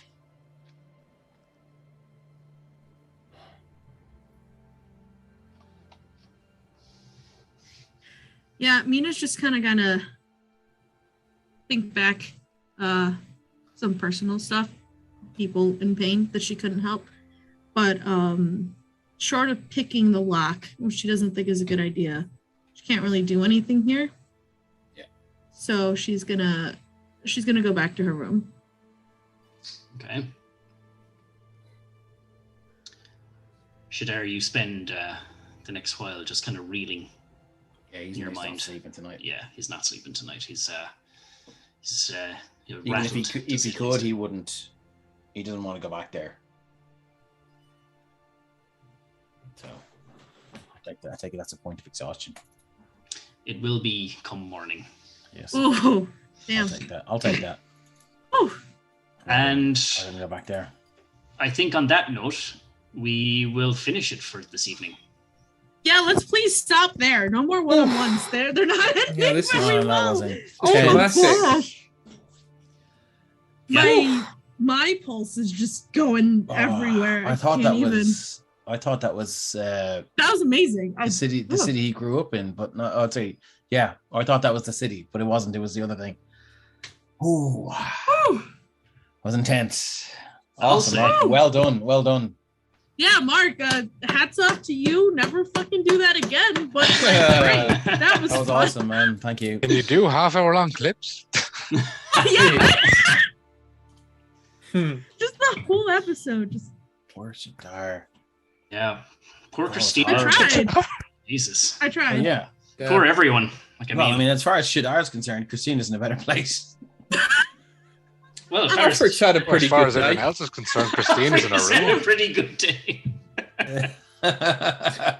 He's hung out, read some books.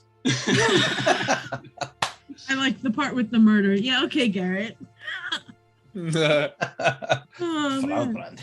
Well, being realistic, Aelfric is just chilling in his room. Sir Tyrion's sitting at the bar drinking whiskey, sharpening his blade. And Shadar's had a nightmare that they aren't aware of. Me, and now something's up, and Christina's asleep.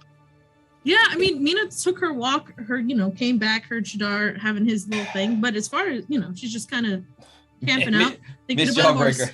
Miss Jawbreaker says, I'm just waiting for Mina and Shadar to kiss. He said never. He said never never. I don't know about that. Never. Well, See? life is short. Do what you Yeah, gotta I do. think we've all learned that. Hopefully. today. Yeah, holy shit. Fucking Hopefully. It is when you're in a Mark campaign. I will add that I have never had a player death in a campaign, but twice in 1 week. That's the second time that's happened this week. No way. Oh, man. I mean, like, It's like buses. You wait ages, then two come along. yeah. I mean, Thankfully, look, if though, you're in the going to go off first and death, fight we it, were there to assist. Yeah, I feel like we all would have gone, but yeah. yeah, woo. Yeah, I don't think we have access as a party to anything that could reverse that. Well, we'll find out in At least 2 that we do. Yeah.